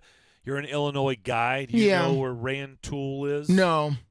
It sounds like it's outside of the Chicago metro area. So therefore, to the rest of the state, the people in Chicago are like, where?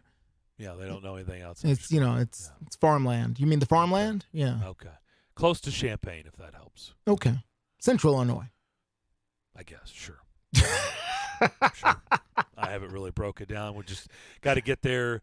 As quick as possible tonight. Spend the day there and race back here for Wednesday's show. Okay. So, just saying.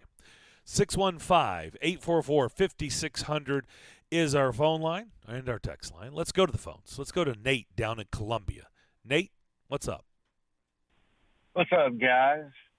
Hey, Nate. I've got a prediction for tonight. Okay. Which, by the way, Nate, thank you for bringing that up. I told everybody Monday, Tuesday, and Wednesday there was some free money on the board for Florida in Game 3 in the Panthers, and I did it. I took that game. I gave you credit. I gave you full credit. I made some money on Thursday night in Cherokee, North Carolina. By the way, they have a sports book there. That would make sense. Yeah, and I made some money on the Panthers in that overtime thriller Thursday night. Just saying. But my prediction for tonight, the game will not start till 8 o'clock Central Time.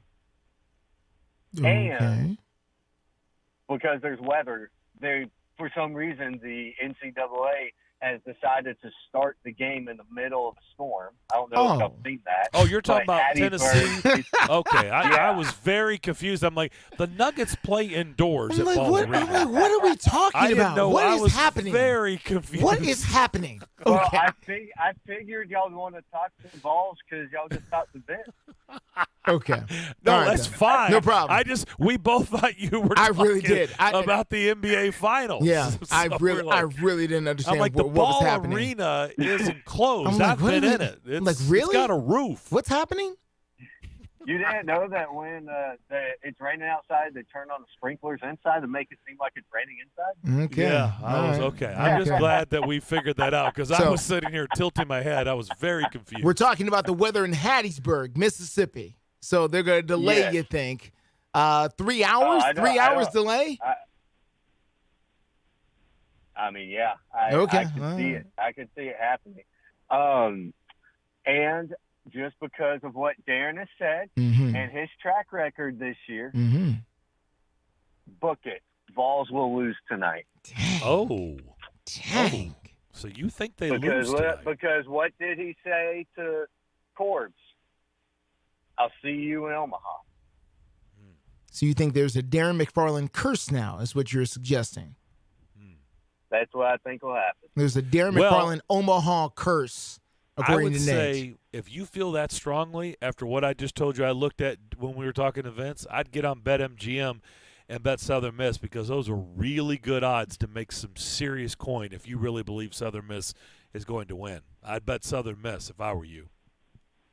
I If bet you it'd felt be that I strongly. bet it'll be a good game, but I think Southern Miss will come out just on the slight. Okay. All right. All right. Well, I hope you're wrong, but Me you know, too. You may be But right. who knows? That's I how don't they have play. a strong feeling either way, but yeah, I'd like to see Vince. I'd like to see Tennessee while we're out in Omaha. So I'd like to have. I was hoping for Vanderbilt in Tennessee, but obviously there's one left. You'll standing settle. in the state. Settle for the Vols. Well, my wife's going to be out there too, so I need to make her happy. Oh, She's okay, a well, all right. Tennessee grad, so that would be nice There you too. go. I will not be eating those Skittles I was talking about on Twitter. That's Darren. good to know. That's good to know. That's probably wise. I did laugh at that. It's probably very wise, The considering Skittles commercial. where those That was Skittles funny. were coming from. All right, this guys. is- You have a great This has rest of the become day. Thank too you. inside for all the listeners. Yeah, Thank you, that's Nate. just true. This is all stuff that was happening. You would on have to see the Twitter. picture to Yeah, understand. on It's Twitter. okay. Yeah. 615-844-5600. Nice line by you. Yeah, just, Yeah. tell them the I don't want truth. I don't want those Skittles either. Don't, just tell them the truth. Not according to that GIF. Hmm. Let's go to Dr. Detroit. DD, what's up? Hey, your sidekick, anybody represents a Fox newscast is all good with Dr. Detroit. I'll tell you that right now. Okay. God bless All you, right. brother. Well, thank you, I think. So I don't know Poggy and Mr. Burton. Didn't have time for me this morning, but Okay. what was your best highlights of the weekend? Conor McGregor knocking out the mascot. Yeah. The 72-foot putt from a Yeah. Canadian, which Yeah. they call Dr. Detroit in Canada, Dr. Detroit. Mm-hmm. Or Mm-hmm. the other one I saw just a clip last night and this morning, Tom Brady, little recreation, throwing a football and knocking a drone down in the ocean. Did you happen to see that? I did see I that. did see that. Yeah, I did see that. I'm giving Those are three. Go ahead and shoot. I'm giving mine to Brady only because it's over the Oh, open. man, what? Look, it's over the open ocean. Okay, it's over Yeah, I the know. open ocean. All right, so that's another degree of concentration there to knock it down over the open ocean like that. So I'm giving mine It was amazing. to It was amazing. to TB12. I'm going to give it to Nick Taylor because he drained the 72-foot eagle putt to beat Tommy Fleetwood and become the first Canadian to win the Canadian Open since 1954. Oh, Canada. Yep. So what was with the mascot and the Van Dam wannabe kickboxer? Who came up with that?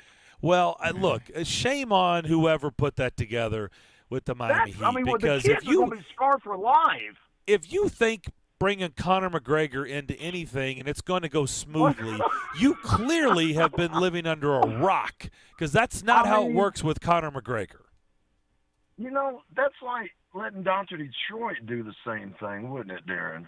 Well, I'm not going there, but well, bless you. But yeah, I don't know what the gimmick was. You know, what was the purpose? What was the meaning? I don't know. It's a great question. Honestly, you're asking a great question. I have asked the same question. Like, what was the point of this? Maybe he wasn't supposed to punch him. I don't know. And I don't even know. Well, at first I was like, maybe that was staged. They just want publicity. But I'm like, no, it's Conor McGregor. Like, things always go wrong when Conor McGregor's involved in it. Was he drinking his own whiskey or bourbon before this happened? Or? He could have been drinking his own Irish whiskey. I'm sure he was. Good job. Hey, I want to say this real quick. June 26th will be 28 years I have been down to Detroit talking to you guys. Time flies, Dee. It's hard to believe, crazy? Man. Hard God, to believe. Darren, it's crazy, isn't it, Darren? Man. My hair was thank you. heck of a lot darker, Dee, when we first started talking. My hair was, at least I got it, though. That's all, you know what I mean? Every time I poke fun of my hair, I'm like, well, at least I still go get a cut. At least I still go get a cut every 3 to 4 weeks. So, you know, I got that going for me. It's a blessing. Yeah, it really is. But, yeah, I don't know what to make of that.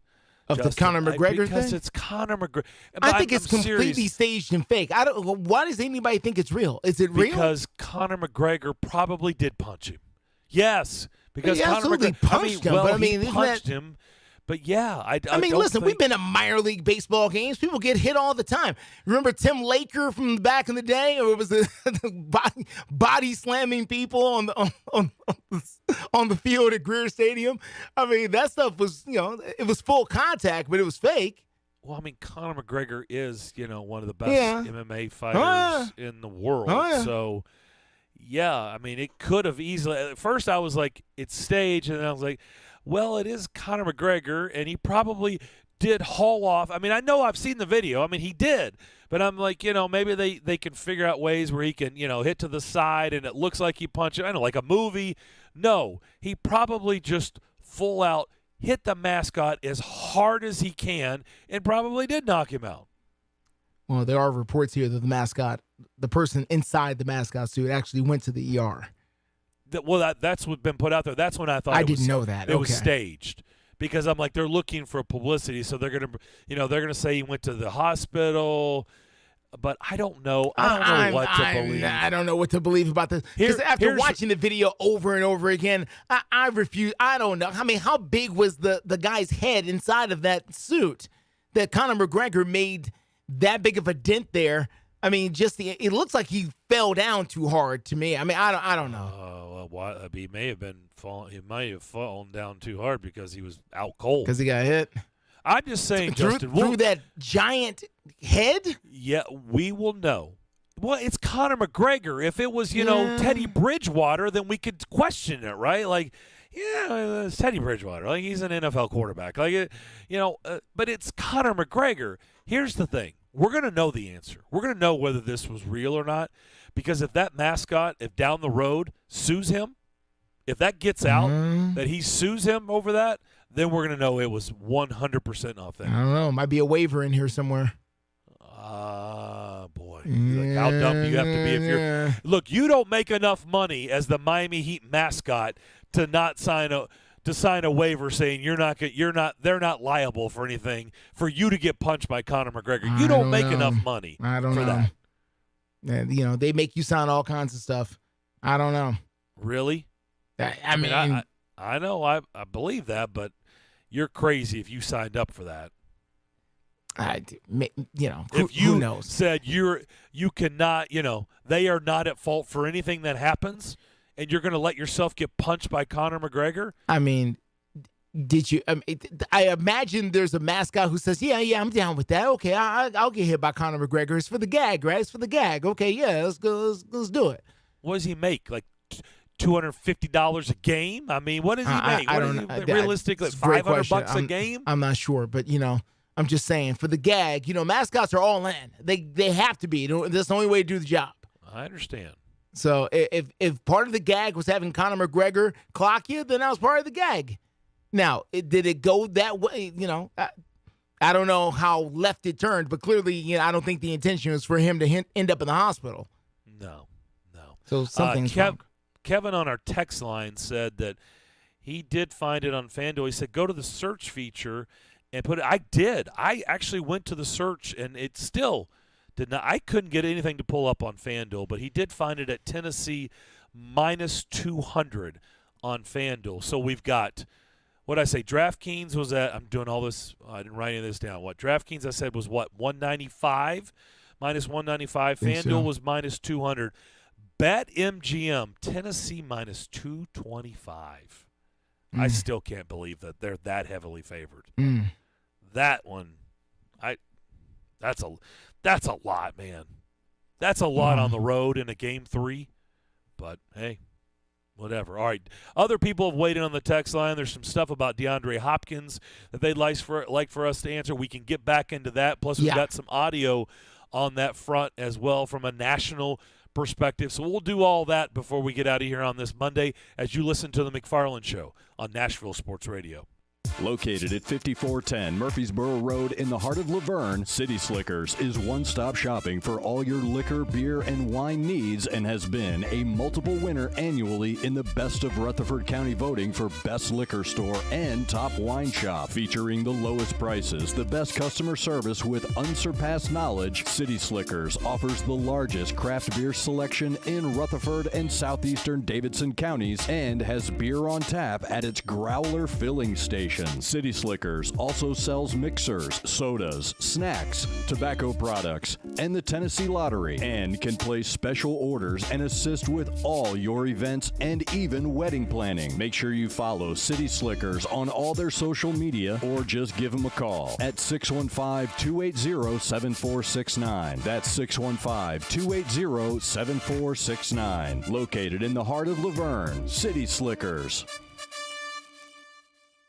With 13 locations nationally, including Smyrna, Star Leasing Company is a semi-trailer one-stop shop and the perfect place to build a career as a semi-trailer mechanic. Seeking candidates with all levels of experience, Star Leasing Company has a semi-trailer technician trainee program with sign-on and quarterly bonuses and other opportunities such as $1,000 for having a yearly physical. Package also includes 401k with company match, health, dental, and vision insurance, competitive pay with weekly paychecks, and paid holidays and time off. Star Leasing Company, not your typical semi-trailer leasing company. Visit starleasing.com to learn more. Have you ever met a single person in your life that enjoys paying taxes? No, no one does. If you can't sleep at night because you have a huge problem with the IRS, I've got some free advice for you. This service is strictly limited to individuals that owe the IRS $10,000 or more in back taxes. And if you qualify, we can guarantee that you won't be writing a big fat check to the IRS, or our services cost you nothing. The first 100 people that call today will get a free tax consultation worth $500. Stop worrying about your IRS problem. We can help you, we promise. Call the tax doctor right now. I mean right now to learn more. 800-649-0142. 800-649-0142. 800-649-0142. That's 800-649-0142. Jones Z Electric is on the air saluting the brave men and women of our U.S. military. Their tireless efforts each and every day will never go unnoticed. Visit DAV.org to see how you can donate to our disabled veterans and make a difference today. This message is brought to you by Jones Z Electric. For all of your electrical needs in Nashville, don't call the rest, call the best at 931-308-3636. That's 931-308-3636. Jones Z Electric. They're professionals who care. This is the Greg Vogue and John Burton Show. Pleased to be joined by Coach Philip Fulmer. Oh, Hall of Famer. You know, he's in Nashville quite a bit. Right. Yeah, of course. I'm in Nashville a lot. I don't know all this basketball talk. Who are these people you're talking to? Coach K and Patino. I'm just great times again on Rocky Top. We put the letters up on top of the stadium. It's fantastic. Greg Vogue and News Channel 5's John Burton. WNSR. Nashville Sports Radio.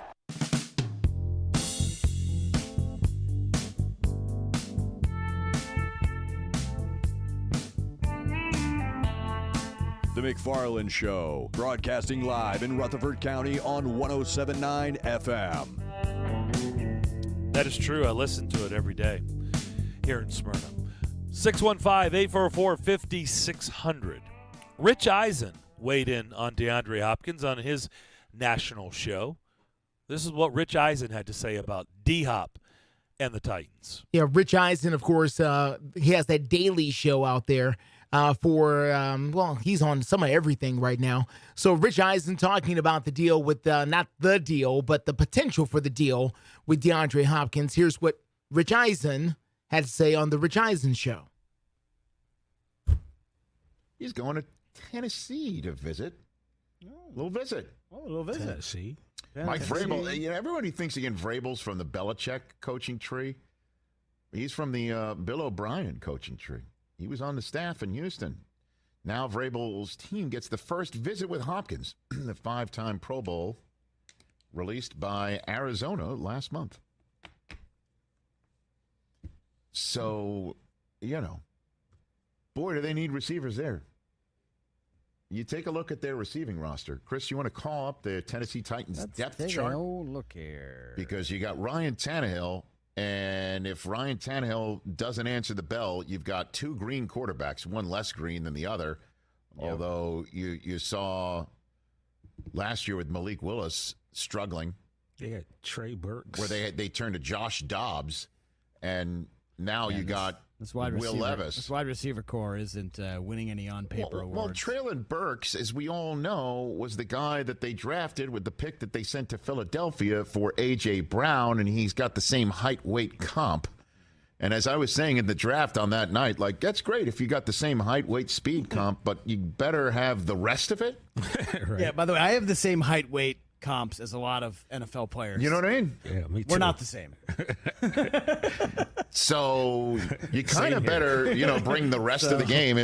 There's a comp, and then there's the actual genuine article, and the fact that A.J. Brown went somewhere else, as we all know, is part of the reason why the general manager, John Robbins, is not there anymore. Can we say Richard's a comp and then there's a coincidence? Yeah, very good. I like it. What do you got for the rest of the room over there? Oh, well, yeah, Traylon Burks, Nick Westbrook, Akine, Kyle Phillips. Those are your starters. I mean, I couldn't pick Kyle Phillips out of a lineup. Chris Moore, Racey McMath, and Colton Dowell backups. Yeah, DeAndre Hopkins, they could use him. Except he wanted more or less an elite quarterback, is what he was saying, and I don't know if everybody cops on Tannehill. I'm not capping, but you wouldn't. When you think elite quarterback, I don't know that he's going to be in the years top ago, 11. He had that seat that everybody wants now in the AFC. That fourth seat in the Final Four of the conference with Burrow, Mahomes, and Allen sitting in the other three seats, as we expect them to do again this year for a third straight year. 2 years it was Tannehill, and he had the 1 seed at that table. We all know that Burrow, despite getting sacked 9 million times, came out with a W, with Tannehill not converting on a 4th and an inch, handing it off to Henry and then throwing an interception to seal it. And Trevor Lawrence had the seat last year. So we'll see what they want to pay him, because it doesn't appear that if you're going ring shopping, Tennessee is the spot to go get a ring. Super Bowl ring. Obviously, as we know, Nash Vegas is the bachelorette party capital of the world. So rings have already been brought. True. Broadway. I'm talking about Super Bowl rings. And you're saying Tennessee is the place to go? It is not the place to go shopping for a Super Bowl ring. I misheard you. No, that is not the place you want to go ring shopping. Okay, so what do we make of that? Well, It's no secret that the national media doesn't have a whole lot of respect for Ryan Tannehill or the Tennessee Titans. They never have. Whether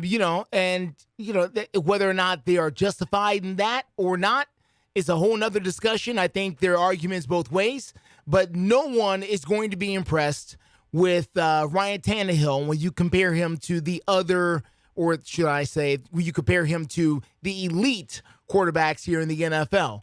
He's never put up the 4,000 yards everybody's drooling over. He doesn't do that. He's a play-action quarterback. He doesn't throw the ball 40 times a game. And so because they don't play that style of football, it's just not respected in this NFL.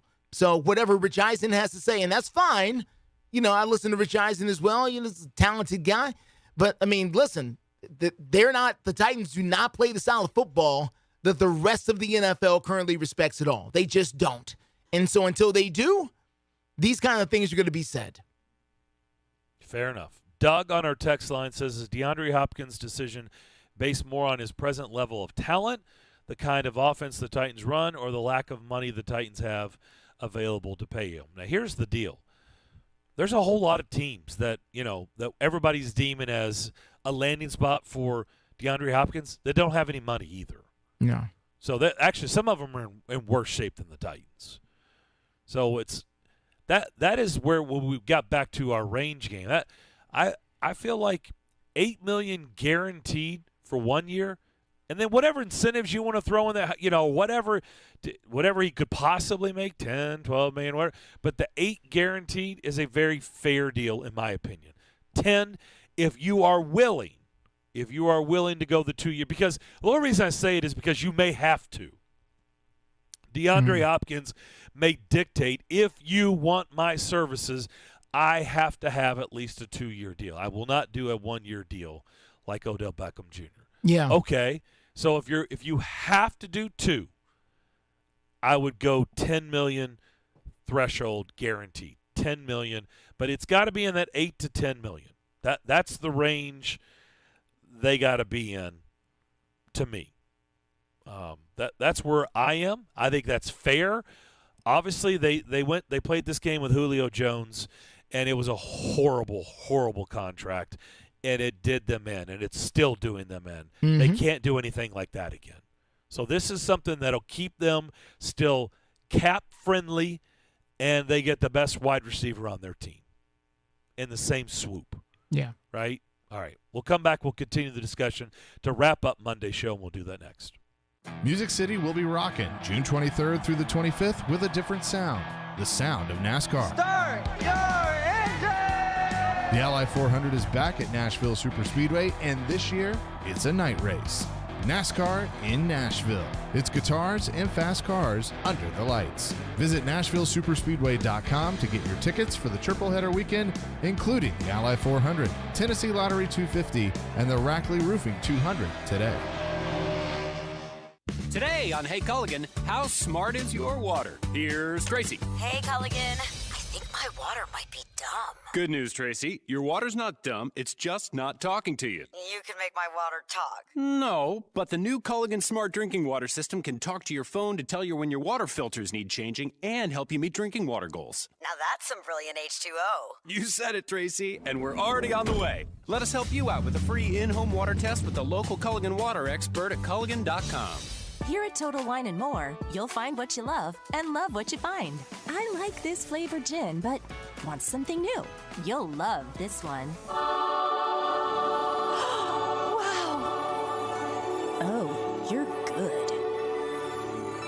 Find what you love what you find, only at Total Wine & More. Pickup and delivery available at TotalWine.com. Drink responsibly, be 21.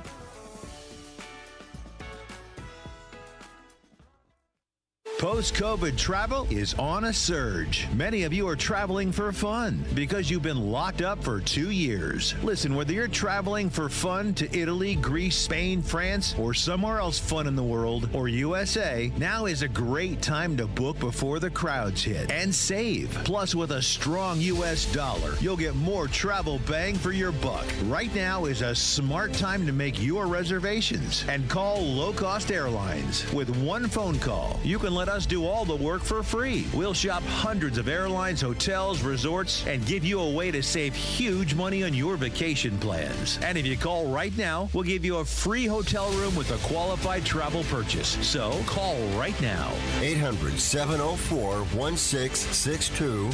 800-704-1662. 800-704-1662. That's 800-704-1662. There's a weekend in July where the baseball world revolves around a village in upstate New York. Baseball Hall of Fame induction weekend in Cooperstown is an unforgettable experience filled with family-friendly activities and priceless moments. Make your plans today for July 21st through the 24th for the induction of Fred McGriff and Scott Rowland as the class of 2023. Visit baseballhall.org today for the entire schedule. See you in Cooperstown, where the journey becomes legend. It's a Bill King Show. Lake Norman Buckeye. Bill will save and actually coach that 24 quarterback. At some point, he's got to hang it up. Nothing lasts forever. I want to repeat, Nick Saban is doing his favorite thing right now. He's not trying to get to a moment in life to where he can go sit on the beach. Weekday mornings beginning at 6 on Sports Radio 560 on 95.9 FM.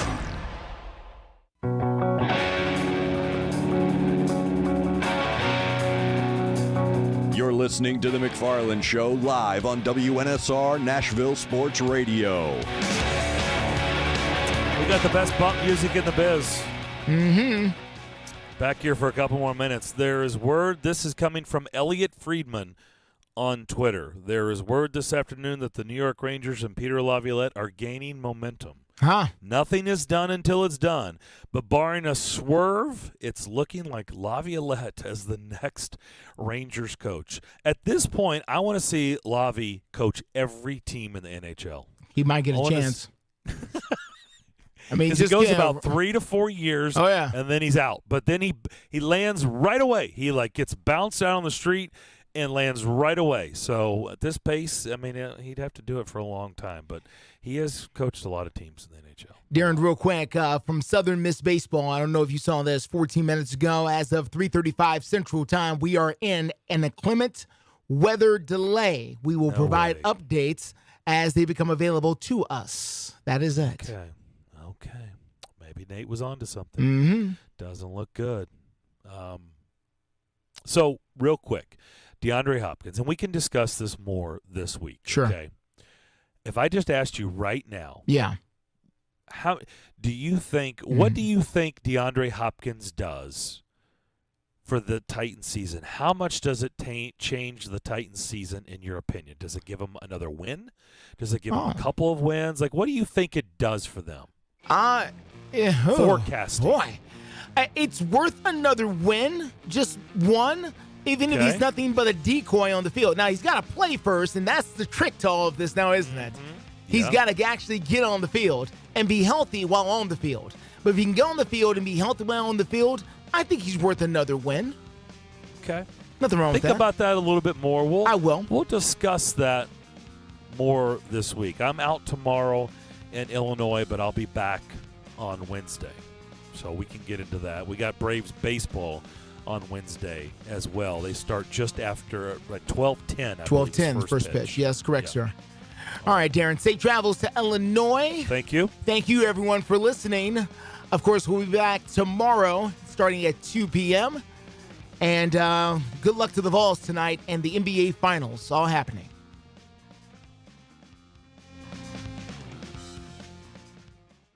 .560 AM, 95.9 FM, Brentwood, Nashville, 107.9 FM, Smyrna, Nashville's first 24-hour sports station. WNSR, Nashville Sports Radio.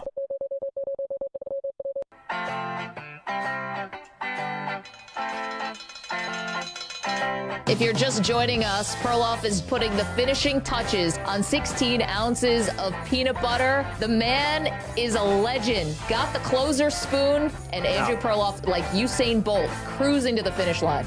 Last bite. I flew way too close to the sun.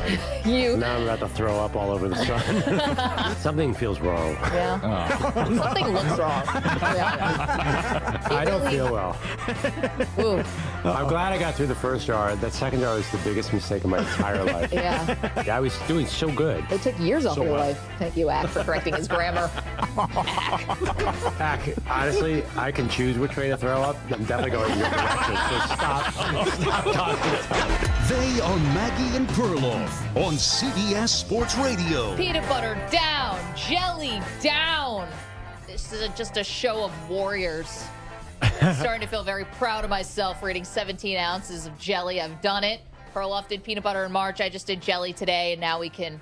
What do you have with you? So I was in the kitchen to see if I could find anything more. I couldn't find jelly, but they do have these packets of maple syrup. Oh, get that away from me. Down some of that. What are you doing? This giant packet of maple syrup. I don't know why it's in our pantry, but there's I'm still in the Does anyone have zone. any more jelly? No, and if you ever bring jelly in the studio again, I'm going to take you out with a bow and arrow. But you love sugar. Are you down on sugar at all?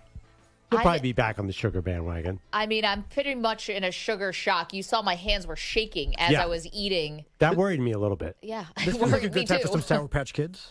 Yeah. No more food. Let's talk a little sports, shall we? YouTube.com/CBS Sports Radio. And if you've been hanging around watching me take down that jelly, stick around because we're going to have a little bit of fun. So I thought this was a little bit just, I want to say ridiculous. Whatever gets you through, like with the anti of what you guys are doing with me and the jelly.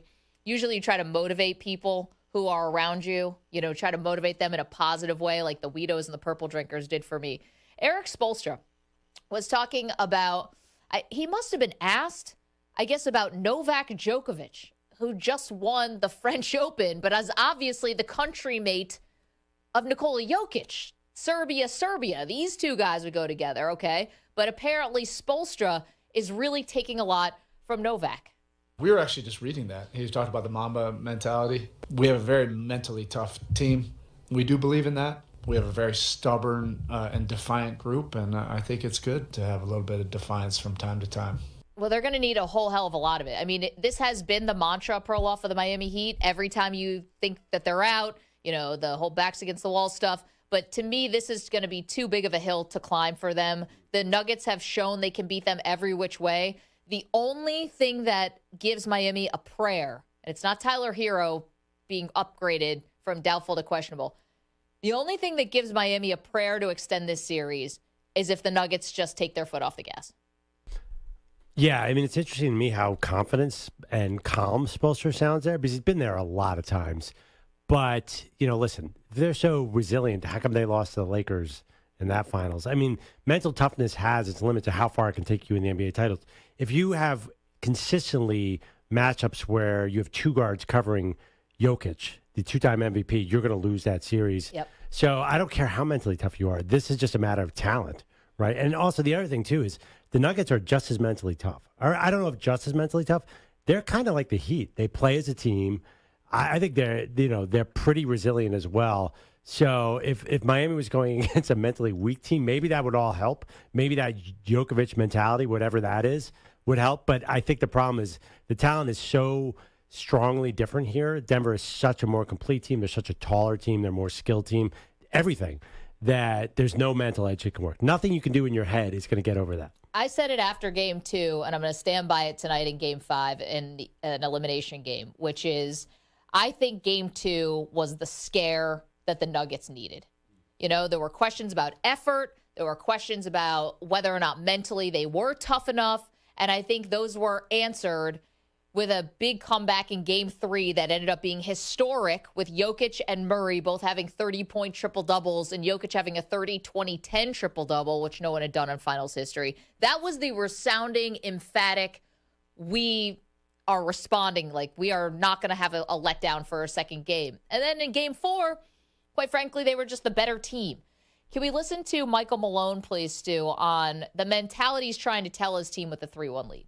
My biggest concern going into any closeout game is human nature and fighting against that. You're up 3-1. Most teams, when you're up 3-1, they come up for air, they relax, and they just kind of take it for granted that, we're going to win this. Our approach has to be that we're down 3-1. They're desperate, we have to be more desperate. They're hungry, we have to be hungrier. See, listen, far be it for me to tell Michael Malone how to, motivate his team. He knows, and they have responded. I don't know if at this stage, do you tell the team, we're up 3-1, you got to play like we're down 3-1. I think you say, we're up 3-1, we're going to play game 5 like we're the dominant, best team in the NBA. Not like we're down 3-1. We're going to play like we're going to be the ones who are stepping on their necks, and we're going to be the ones to impose our will in our home court. Obviously, he knows what works better for his team, but I lean into the dominance. I don't say, oh, no, Jedi mind trick yourself to think you're actually down 3-1, not up 3-1. What's the downside of thinking you're down 3-1? Well, I'm just saying, don't you want to maybe project a little confidence here? Like, we're the better team. We've shown we're the better team. Let's just finish this thing off right now. You're better than Miami. I think the reason is because in game 2, they clearly thought they were the better team, and they were shocked when Miami came out and hit a bunch of shots on them. Now, this series is totally lopsided, but I think if Caleb Martin and Max Strus had hit their threes, they could have easily won game 4 and we'd be 2-2. Yep. And then you might have a real series. So I do think, actually, I like what he's doing a little more than your plan. Say, hey, we're dominant, we're going to beat up these guys, because they know that already, right? I mean, listen, they have to look at the Miami Heat and know they're the better team. Do you think there's any part of them that believes they're not the better team? So the question is, hey, are they going to get their energy up to match Miami? 855-212-4CBS, 855-212-4227. All right, this was a funny one from Charles Barkley. Speaking of basketball players, can we just get to it? Now, he's talking about Jack Eichel because on the Stanley Cup final side, Vegas is up 3-1 against Florida. So here was Barkley on Sportsnet Canada telling a story about seeing Jack Eichel in the hotel lobby. So yesterday I was at the hotel. I walked up to Jack Eichel and said how great he was. I think he had zero idea who I was. I did. He was at the hotel. We sat in the same hotel. I said, hey, Mr. Eichel, it's an honor. You're a great player. But he looked at me like, who the hell are you? It was pretty funny. Is there anyone in this country who doesn't know Charles Barkley? My mom knows who Charles Barkley is. It's amazing to me. And Charles Barkley is not a small guy, so you immediately must know he's a basketball player. He's huge. Well, it's not even, okay, obviously Jack Eichel wouldn't have seen Barkley play basketball. Jack Eichel was probably born in like 1999 or something, or even maybe 2000. But as the broadcaster for all these years, and Jack Eichel is not, he's from Boston. You can't even say, he's from Siberia. They just don't get TNT there. Maybe Charles was wrong and Jack was just nervous and acted like he didn't know who he was, or he's just one of those really polite hockey players. It just seems unusual that he wouldn't know. Although there are a lot of athletes who don't watch sports. I get that. But you're right. Charles is such a cultural figure, and he's so unique looking. There's nobody who looks like Charles Barkley. It's like, that you know how you walk around the street, you say, oh, that guy looks like so and so. I've never had a Barkley look like in my entire life. No, I mean, first you'd have to be like 6'9". Even that commercial with the old Barkley and the young Barkley, young Barkley doesn't look a thing like the old Barkley. Still so creepy. Yeah, it doesn't even look like Barkley. Nobody looks like Barkley. I ran into Barkley most recently 2 years ago. Yeah. He's huge. I mean, he's not 6'9". He's really like 6'4". Okay. But he's gigantic. Like his size. Even he wasn't out of shape. He's just like two people in one person. There's no way. He's an athlete. So I think Jack was just nervous, right? I mean, hockey players aren't that out of it, are they? Maybe. 855-212-4CBS, 855-212-4227. People in the chat saw me during the break asking, am I actually eating something? Yes. After putting down 17 ounces of strawberry jelly, I have been eating pretzels. And I got to say, I feel so much better. I may regret that statement, and maybe there's more puke in my future. But I don't think so. I think the pretzels have now calmed things down. No, I think that's good to settle your stomach. Yeah. Yeah, no, it wasn't good before. You looked awful. Now you look normal again. I'm like looking somewhat semi-normal now.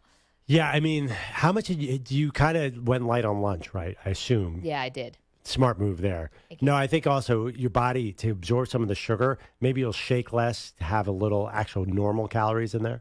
Maybe go home, eat a gigantic dinner tonight. Maybe I don't know if I'm ready for that. maybe prime rib, a bloody piece of prime rib. No, it's coming back again. Don't do that. Yeah. Let's see. Because somebody help me out here with some gross foods. We got to get back to making Maggie nauseous. She's so much more fun that You know, way. it'd be really good, like some chopped liver No, on like a stop. cracker. Stop. Like a yeah, foie yeah. gras, maybe. Don't need any of that. I'd be curious if there's anyone out there who still is holding out hope that the Heat, I would say you just make this a series. At this point, to think they're going to come back from 3-1 to win would really be a pipe dream and a long shot. And then the one part of this that I already can tell I don't like is when people say, and I know Perloff, I'm not going to say people, when you have said, well, they beat Miami, that wasn't a great opponent, so therefore we denigrate the achievement by the Nuggets, and we say, oh, it didn't mean as much because you beat a weak finals opponent. Well, you say that, and what if they had beaten LeBron's full strength, I don't know, Cavs in 2015? Wouldn't that be a greater achievement than beating this Heat team? I think a champion's a champion. Like, you go through the route that you go through. I mean, I don't know, the fact does the Rams Super Bowl mean any less just because the Chiefs weren't the ones in the Super Bowl and it was Cincinnati in a game I don't think that went the way anyone thought it was going to go? No, you won the Super Bowl. Like, that's it. I hadn't thought of it until you just described it right there. Here, you're right. The Rams Super Bowl did mean less. Good point, Maggie. That's what I'm saying. You didn't think of it then, and you wouldn't think of it now. But the Super Bowl is different than NBA Finals. It just is. I don't know why. If you have to go through LeBron, prime LeBron, or go through prime Warriors dynasty, or go through KD on the Warriors, or go through, a great team, or beat prime Shaq when he was with Kobe, that means something. The Spurs titles, they went through great teams, and I think LeBron went through some really good teams. Yeah, 73-win Warriors. And Jordan beat some amazing teams, too. I think it does make a difference. So I just don't. I think you can look at this, and instead of saying, oh, Miami wasn't a great opponent, you can just say, wow, look how dominant the Nuggets were. Well, and we all know the Nuggets would have beaten anybody coming out of the Eastern Conference. But the East stinks right now. So, and by people being high on the East, we're out of their mind. The West, there are probably 7 or 8 teams in the West better than the Heat. I mean, maybe not. I mean, listen, certainly the Suns and the Lakers out-talent them. The Grizzlies are probably right there. The Suns out-talent them with, just right now, KD and Booker, and then a bunch of just other people. I mean, the Heat won 44 games, right? I know that there are a lot of reasons why, and they're an amazing playoff team. But listen, they would have had a lot of matchup problems with a lot of different teams because they're 4-2 guards and Bam Adebayo. And they needed all the calls in the world to even stay in that game the other night. So here's how we'll know how we treat this Nuggets team. I'll tell you exactly how. We're going to know this time 1 year from now. If they go on to win another title, we will look back at this title as a cup. Do that. If they go on, if they lose in the second round to the Suns next year, it doesn't mean anything. No, we're going to judge this team based on the overall picture. They'll be the 2004 Detroit Pistons. Wait a minute. If they don't win another one. So if they win another one, then we'll look back and say, yeah, that was a legit, unbelievable team. But that's just how we work. Wait, but the Pistons got back to a second finals. Yeah, but that team stunk. That was not a good finals team. But see, again, we can't do this. It's not fair.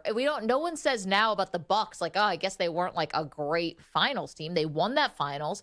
Giannis is still great. You don't think the Bucks, the legacy of that Bucks team has been lessened by the fact that they haven't gotten back to the finals? Not yet. We still have a while to go here with Giannis in his prime. So no, I can't say that yet. It's just this is ultimate goalpost moving. It's like you win a title, do it again. It's like this is why guys get into ring chasing and then jump team to team, and nobody cares about what team they're on anymore. So, but you're saying every NBA title counts the same? I do, yeah. Well, technically, yes. You get the trophy. Yeah. They don't give out some asterisk trophy if it's like, well, I guess we'll give it to you, even though you beat a team that was in the play-in tournament. You can name any final, and I can immediately asterisk it. But there just are some. Come on. If KD doesn't get hurt, does Kawhi win that title? Probably not. So does that mean anything? No, but they still went out and won it. Everyone remembers that KD and Clay both were hurt in that series. It's like a given. It's like already baked in. Yeah, I know, but that's what we're talking about. It's where not an the excuse. Nuggets. It's the story of the finals. But I'm just saying, like, the Nuggets are a good enough team that you want to talk about their legacy. You can see they have a 2-time MVP who's probably the best player in the game right now. So I think that's why it's important. Like, it's just one of the great all-time teams. I think time will tell, and it's kind of hard to tell against Heat. I want to see them with their backs against the wall in a 7-game series against a great team. I'm sorry, that's just sort of how you make a great all-time team. 855-212-4CBS. Quickly, let's get to Brian, who's in Illinois. Hey, Brian, how are you? I'm good, and you? We're doing great. What's on your mind? Well, it's a different sport, but you guys' conversation got me thinking about the Giants and Eli Manning Super Bowl runs. And, I've always said that his first one, I'm a Cowboys fan, so I don't even know why I'm thinking about Eli Manning right now. But yeah. But must be a tough day. His first Super Bowl run, everybody puts their mind on them beating the undefeated Patriots, which is amazing. But I think that route they took, that whole playoff run, was amazing because that year Dallas had a great team and they beat them at 13-3, Romo's Cabo Wabo vacation, and then we remember. Then you go and beat 12-4 Green Bay, which they had an amazing team as well that year. Beat them in Lambeau. Yeah, one in Lambeau. I guess it just depends on what kind of sport you're talking about and from year to year. But Brian, it's a good point. And sorry, the Giants actually won a Lambeau on both trips to the Super Bowl. Thank you so much. I think beating the undefeated Patriots team is probably what pushes Eli Manning to the Hall of Fame. It's remembered as an amazing run. And, listen, the 2007 Super Bowl, they were 10-6. The 2011 Super Bowl, they were 9-7. That's what was crazy about those Giants runs. This was not dominant teams, as he mentioned, beating a 13-win Dallas Cowboys team. Not at all. It reminds me a little bit of a baseball team from last year who won 87 games and then went to the World Series. I know, but they didn't win the title, did they? Yeah, but the team that won 102 games in New York, the New York Mets, I made up 102. It was something like that. It was over 101. 101, yeah. It's still better. Still better to win 87 and get to the World Series. But that is actually... How many games did they win in that World Series? 2. They won games 1 and 3. I think they went to 6 games, didn't it? They won 0. Did they get swept in the World Series? I'm pretty sure they did. I thought it was 6, but maybe they did win a game in the World Series. They swept the Yankees. So, I think the point is interesting though. The Giants are defined by how great an opponent they beat. Sorry, you did win 2 games in the World Series. Yeah, no, you're right. It was the Yankees that got swept. Yeah, as it's always. all about participation trophies around here. I remember because the Phillies won game 1, and I was tweeting all my friends in Houston about it. I thought the Astros were good, and I would not stop. I was so obnoxious. Yeah, that's squares. It did work out my way, but that's okay. But I think that, yes, I think you factor in the opponent maybe when it's an upset or it's an all-time great opponent or you're interrupting a dynasty or something like that. But just because you beat an inferior team, you're still a champion. It shouldn't take away from anything that you do. And the Nuggets are just better than Miami. And I think they'll be remembered for just dominating Miami. I think here's the thing, though. You said they could be a dynasty. I do think they can be a dynasty. Right. So I think that this is just part of the story. I think it's just the beginning of the story. I hate to do that. It's a multi-year thing. Sometimes you need to just get one. Like the Heatles, LeBron James, Wade, and Bosh. They lost the first one to Dallas. They won the first one against OKC. That team was young, maybe not ready. It was like the appetizer title. And then they faced the Spurs the next year and got the second one. They should have lost that second one, too. That one was. I don't know if you remember Game 6. Ray Allen obviously had something else to say. And Manu missing free throws down the stretch, if you remember that. And then the Ray Allen shot, that was Spurs all the way. Well, I always say we always fight about. I think that Warriors team. I think Steph Curry was hurt in that 2016 series. Otherwise, I think there's no way the Warriors blow that 3-1 lead. Well, Draymond getting ejected. Yeah, and getting suspended, rather. But Curry was at the top of his powers back then, and he just lost it. But it's amazing. You really can look at any finals and add all these caveats. And you're right. I'm doing a misjustice, and you're forcing me into this, doing a disjustice to how incredible this Nuggets team is. They're awesome. I'm not going to lie, but I want to see them going against a great team in a wild 7-game series instead of winning every game 104-93? I'll ask you, is that great team out there right now? Not yet. Someone's going to build one this year, this offseason. Is it going to be your 76ers? No. But I'd like to see what the Lakers and the Suns do, because the Nuggets, everyone this offseason in the West is going to be like, this is a great team. We got to really gear up or we have no chance. Fred VanVleet turning down a $22 million contract. He was obviously a guy who's already been on one title team. Could he be a missing piece for somebody? 855-212-4CBS. Did you say it right? Fred VanVleet. Fred VanVleet. Yeah. What did I say? No, I always say it wrong. I always get sometimes Fred VanVleet. You get a little F in the second V.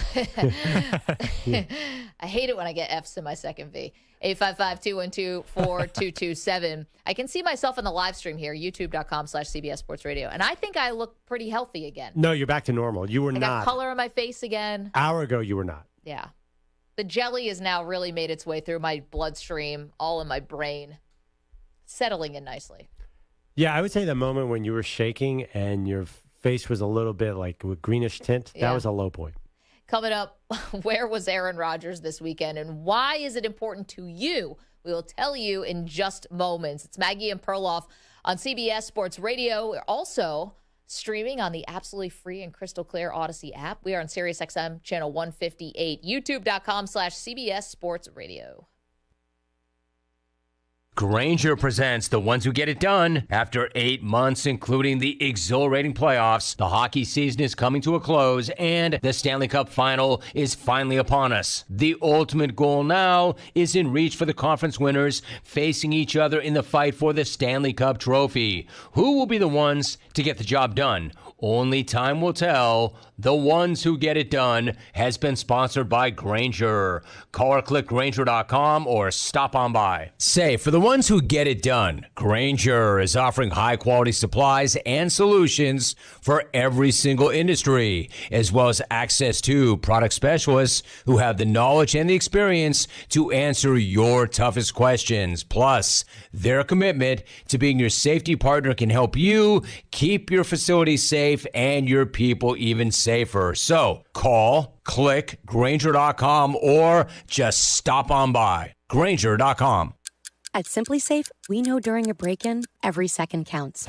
So our home security system is powered by 24/7 professional monitoring agents who use Fast Protect technology, only from SimpliSafe, to capture video evidence and verify a threat for fast police response. Now install SimpliSafe your way. Do it yourself or have an expert set it up for you with new Pro Install.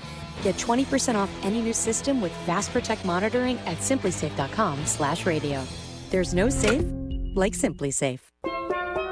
Here at the Almond Joy Factory, where tropical vibes abound, we use soft, fresh-tasting coconut. The crunchiest almonds and delicious chocolate candy. Ah, but do you know what our most important ingredient is?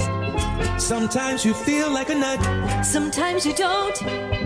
Almond Joy's got nuts and something even way better than that. Yes, Almond Joy is made with almonds and joy.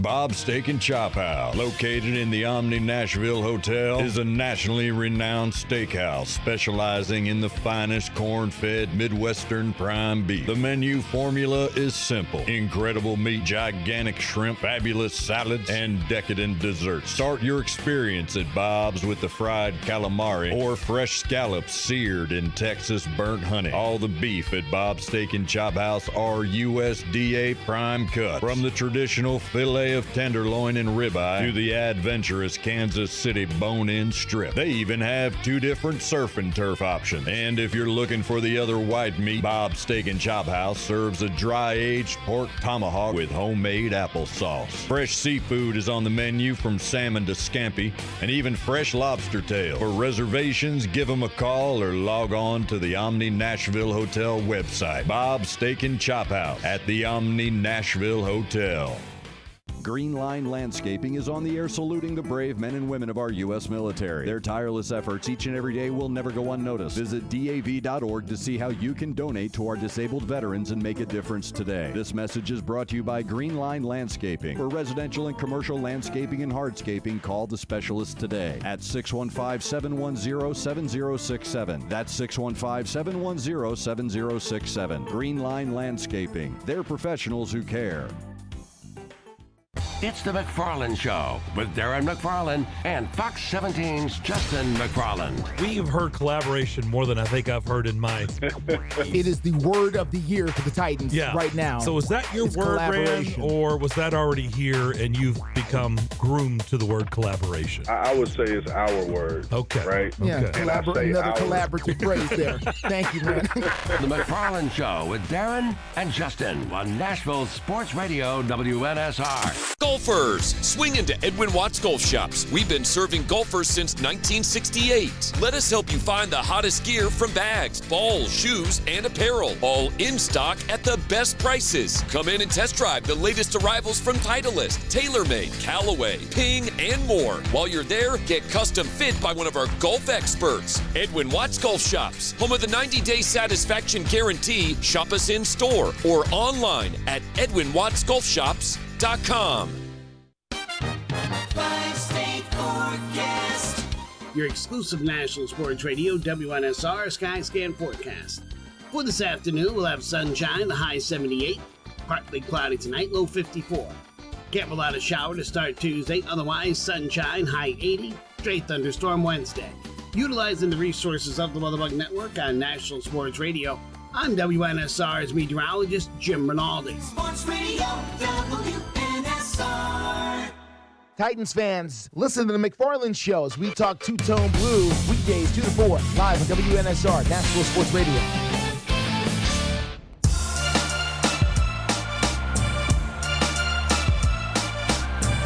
Time to answer Ask the Pros question of the day, brought to you by O'Reilly Auto Parts. Today's question comes from Bart in Worcester, Mass. Did you see Tom Brady's latest comments about possibly unretiring? What do you think? Is it going to happen? You can submit a question by tweeting at CBS Sports Radio or at Maggie and Pearl using the hashtag AskThePros. Think O'Reilly Auto Parts for all your car care needs. Get guaranteed low prices and excellent customer service from the professional parts people at O'Reilly Auto Parts. So Tom Brady, of course, was in France and answered. I don't even. Do you know why he was talking? Of course, he was in France. Like, that was a given. Why was he was in the French Open, right? So yeah, he was sitting in Novak Djokovic's area. Do you know why he was linked into where we got this sound from Mr. Beast? I think they were just doing a Mr. Beast video. Out there in France. Oh, I don't know where they were. Oh, actually, yeah. They were on a boat. Okay. This could have happened weeks ago or months ago. We have no idea. Oh, okay. That's what I was wondering. Okay, so the French Open Tom Brady stuff and the Mr. Beast stuff is not connected. Can we hear Tom Brady on Mr. Beast? You can hit my drone out of the sky with a football. All right. If I hit the drone on the first try, maybe I should come out of retirement. I like that. First try!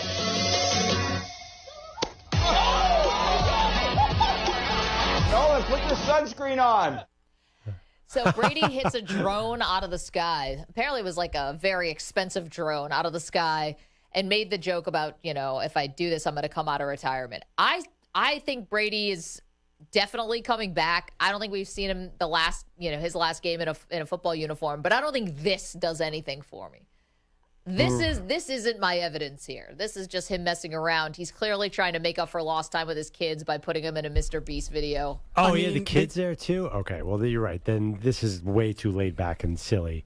But they did ask him if he's ever been on a $330 million yacht before. He said no. So maybe this is his motivation to get back into the league, to make the money so he can buy that kind of a boat. Yeah, I mean, first of all, that's just got to be a straight up lie, because the whole reason why the Miami Dolphins didn't have a first-round draft pick this year is because they were tampering with Brady, right? And didn't that all go down on a yacht, according to Brian Flores? But it might not have been a $330 million. I don't know what yachts go for. Maybe this yacht is nicer. I'm going to be honest. If you are on someone's yacht and you ask them how much did this cost, you should probably get thrown overboard. That's a good point. You can't ask someone how much does your yacht cost. Well, You'll look like a fool. I mean, for the record, the most expensive yacht in the world is Jeff Bezos' $500 million yacht. So I guess 330 is at the top of the arc. It's just a rowboat. A $1 billion yacht. I thought you said there was a $1 billion yacht. No, I know it was Bezos's. I thought it was $1 billion. It was only $500 million. I apologize. Wait, is this the one that got stuck? It was in the one canal? that almost got stuck in like Denmark or something. Yeah, Rotterdam or something. But they ended up being able to move it without the mast and having to take the bridge apart. So I think Brady, what he was doing here was trying to sort of deflate that story about him being on Stephen Ross's yacht by saying, no, I've never been on this fancy yacht before, because he got in so much trouble for being on the Dolphins owner's yacht when he was supposed to meet with Brian Flores. Wow. You think I read into things too much. By the way, the other thing, too, about Tom Brady, you know why? I think he's not coming back, and generally why? It really is the 427 times that he said, I'm definitely not coming back. In fact, one time I did think he said, Maggie, I'm not coming back. Would you stop saying that? I'm just saying what I think. He has been so clear. Remember what he said to our buddy Robin Lumberg at Sports Illustrated the other day? He said, I am not coming back, and I am getting a little tired of people saying that. Yeah, well, he hasn't been as crystal clear as he thinks he has. And all these times he said, I'm not coming back, he's basically cracked the door open on every single one of them. Not as he has not cracked the door open a single time, and he keeps saying, I'm not coming back. You just don't believe him. I ate a jar of jelly today, and Largent Parks is in the chat, says, Maggie, for the first time and only time, you look like McLovin's sister complexion-wise. Did I get a little pale? Wait, what's that all paler about? than usual? Green, more green than pale. Green. You don't look green. I have no idea. Whatever, Largent Parks. What are you, Ricardo Montalban? I don't know what I'm supposed to come back with there. How about the phones? 855-212-4CBS. Paul is in Denver. Got a thought on the game tonight. Hey, Paul, how are you? Hey, I'm doing good. Good listening to you guys. Enjoy your show. And I just wanted to make a comment, not really a comment, but we talked about the Nuggets and, they could be a dynasty. But we haven't forget that, Murray was out the last 2 years and how far they could have gone, really, if he was a healthy Murray. Yep. And, just that being said, and just look how good they are with him in that lineup. And then the second part, I just have to say this because Perloff was talking about, that, the teams that are dynasties or that they look at as, really true champions are ones that had their backs up against the wall. I'm from Chicago originally. I don't remember Michael Jordan having his back up against the wall. Oh, remember when he had to push Brian Russell out of the way? That series was pretty interesting. That was a legitimate game shot. Game 6, though. It wasn't a Game 7. That's true. But they would have gone to Game 7 if Jordan didn't foul him. No, I'm just kidding. Of course, you're absolutely right. Coulda, shouldas in the world after. Well, famously, Michael Jordan never went to a Game 7 in a final. But by the way, those teams he beat were pretty darn good, though. Because he was a dynasty, and he was the man. Paul, you got to admit, those teams, those Jazz teams, that Sonics, those are all really good teams.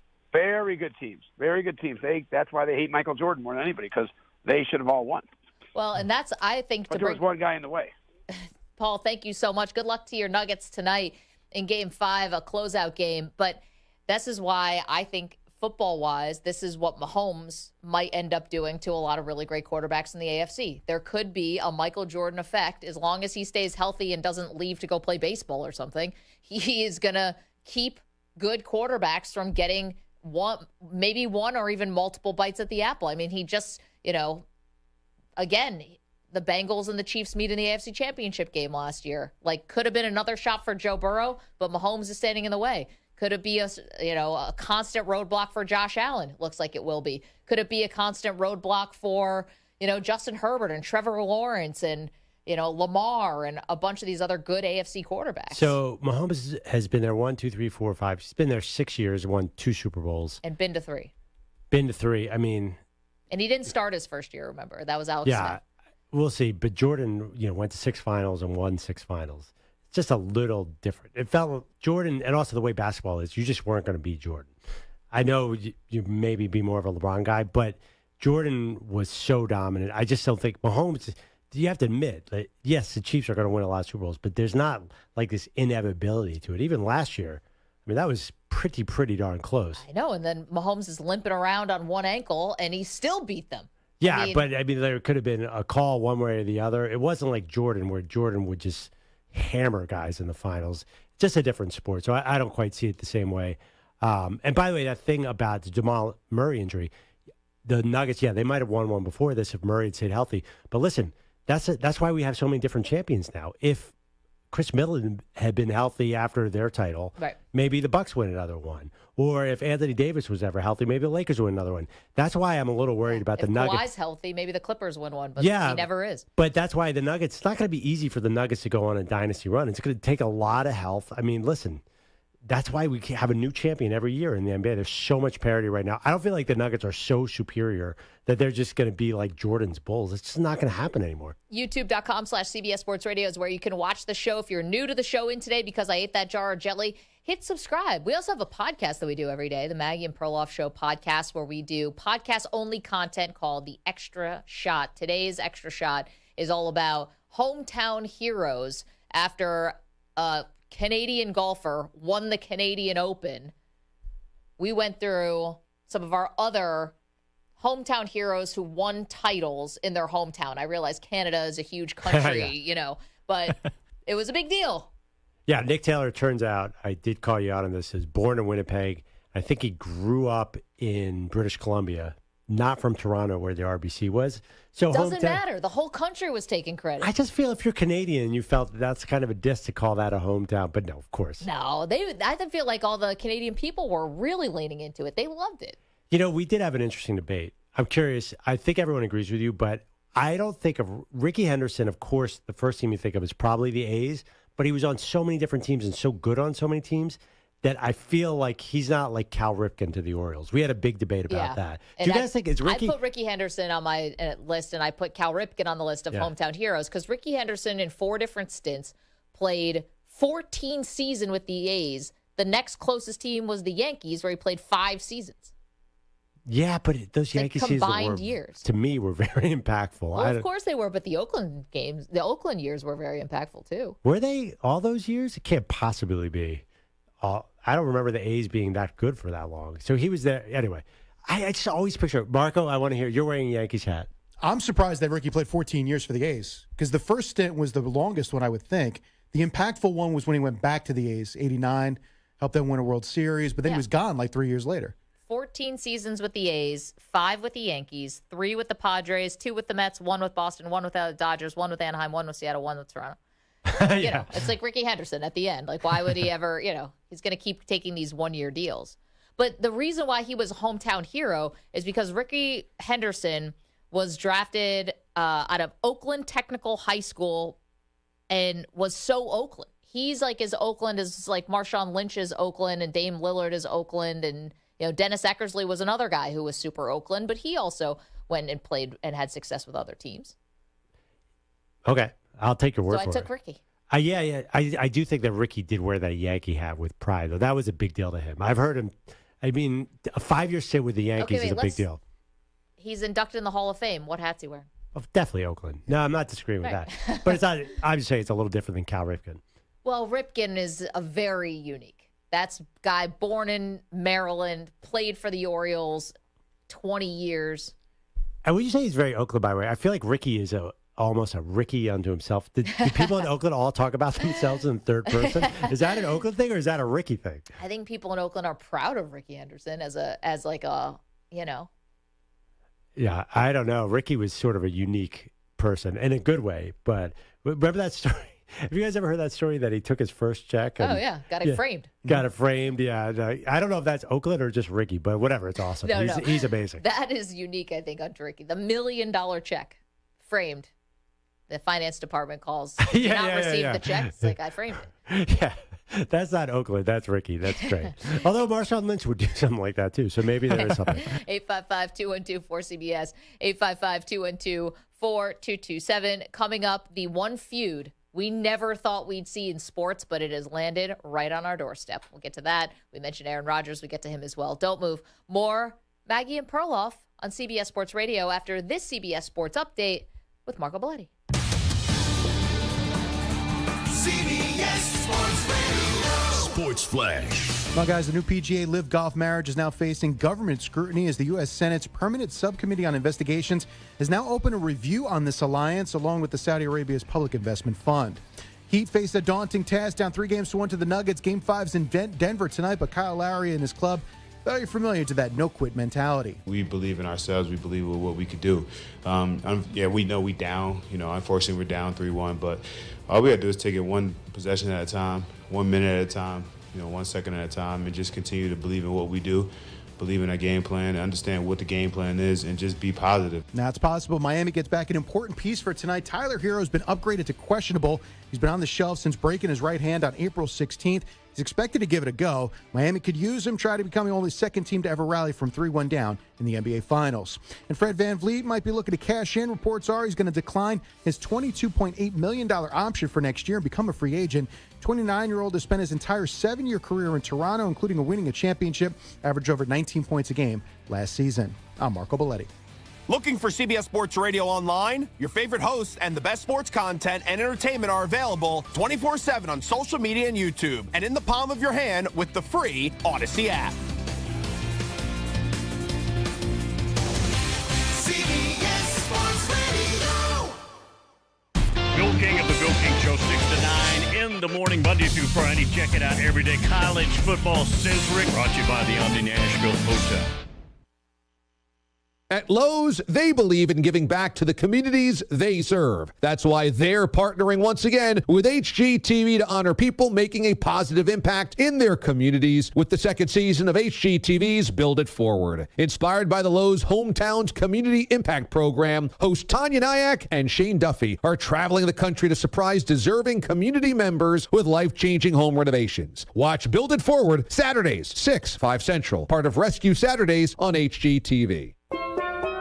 Here at the Almond Joy Factory, where tropical vibes abound, we use soft, fresh-tasting coconut. The crunchiest almonds and delicious chocolate candy. Ah, but do you know what our most important ingredient is? Sometimes you feel like a nut. Sometimes you don't. Almond Joy's got nuts and something even way better than that. Yes, Almond Joy is made with almonds and joy. If you're hiring, it can feel like you're trying to find a needle in a haystack. You can hope the right person comes along, or you can just use ZipRecruiter. And now you can try it for free at ZipRecruiter.com/free. In fact, ZipRecruiter has helped a lot of business owners find their needle in a haystack, like Marco, president of operations at Telly Tires and Auto Centers. Because Telly Tires has grown a lot in the last few years, Marco needed to hire everyone from a receptionist to a store manager to a head mechanic. ZipRecruiter helps me find all the right people, even the most difficult jobs to fill. ZipRecruiter helps me keep my business running. Take it from Marco and millions of other businesses who've used ZipRecruiter. ZipRecruiter can help you find the needle in the haystack.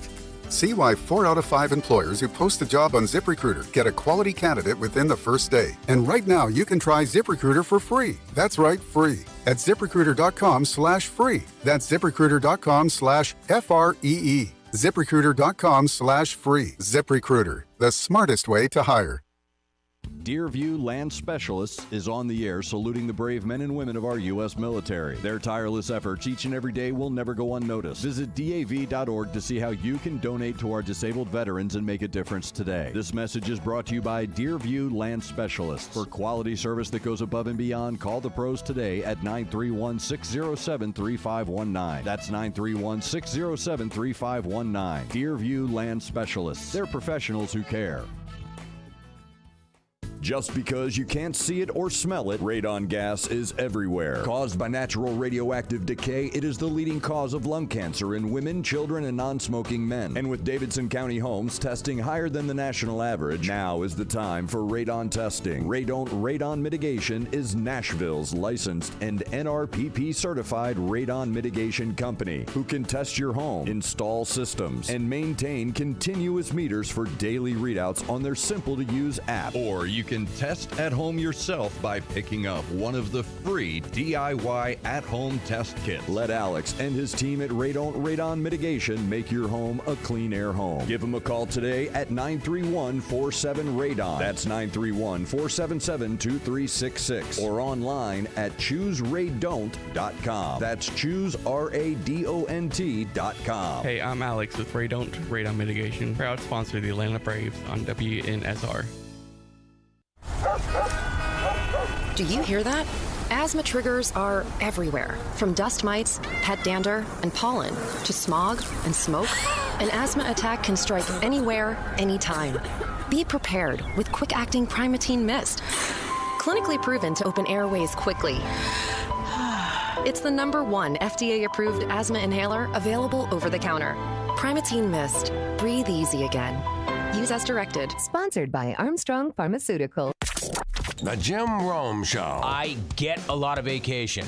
I understand that. However, I don't take a lot of sick days. These things are not one and the same. That was not like I worked 8 straight days or I worked Super Bowl Sunday. I think I'll give myself a day off. I earned it. Hey, and by the way, I could because I have those days. I pride myself in not taking sick days. I hate that. We usually grind through it. But honestly, it was the right thing. In that case, it was the right thing. The Jim Rome Show. Weekdays 11 to 2 on Nashville's Sports Radio. Hey, Tennessee! We're Zen Sports, the new sportsbook in town. We listen to your feedback on our competitors, so we designed Zen Sports just the way you wish. Set favorites, search and sort bets, and earn real cash rewards, saving you time and money with every bet you make. Find the bets you want, not those distracting bets that seem too good to be true but rarely are. Best of all, withdraw your winnings in under 24 hours. So take control of your bets, because with Zen Sports, betting just got better. Gambling problem? Call 1-800-889-9789. Terms and conditions apply. Must be 21 and up and in Tennessee to bet. 6 until 9, 3 hours. College football talk. I own it. Come with me. We're brought to you by the Omni Nashville Hotel.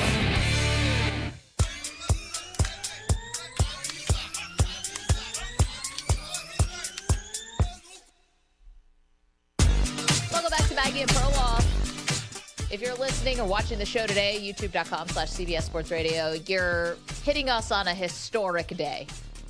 History was made in this studio when I took down 17 ounces of strawberry jelly as my promise in exchange for our 1,000 new YouTube subscribers / the Carson Wentz poster being finally put out of its misery. Now, that will happen on another day right here on this show. Yeah, I mean, listen, I think we needed that push over the finish line. I was kind of rooting because I think it's so weird, that Carson Wentz poster, that maybe he would get a last-second reprieve, but the jelly just ended it. No, the jelly was just the finisher.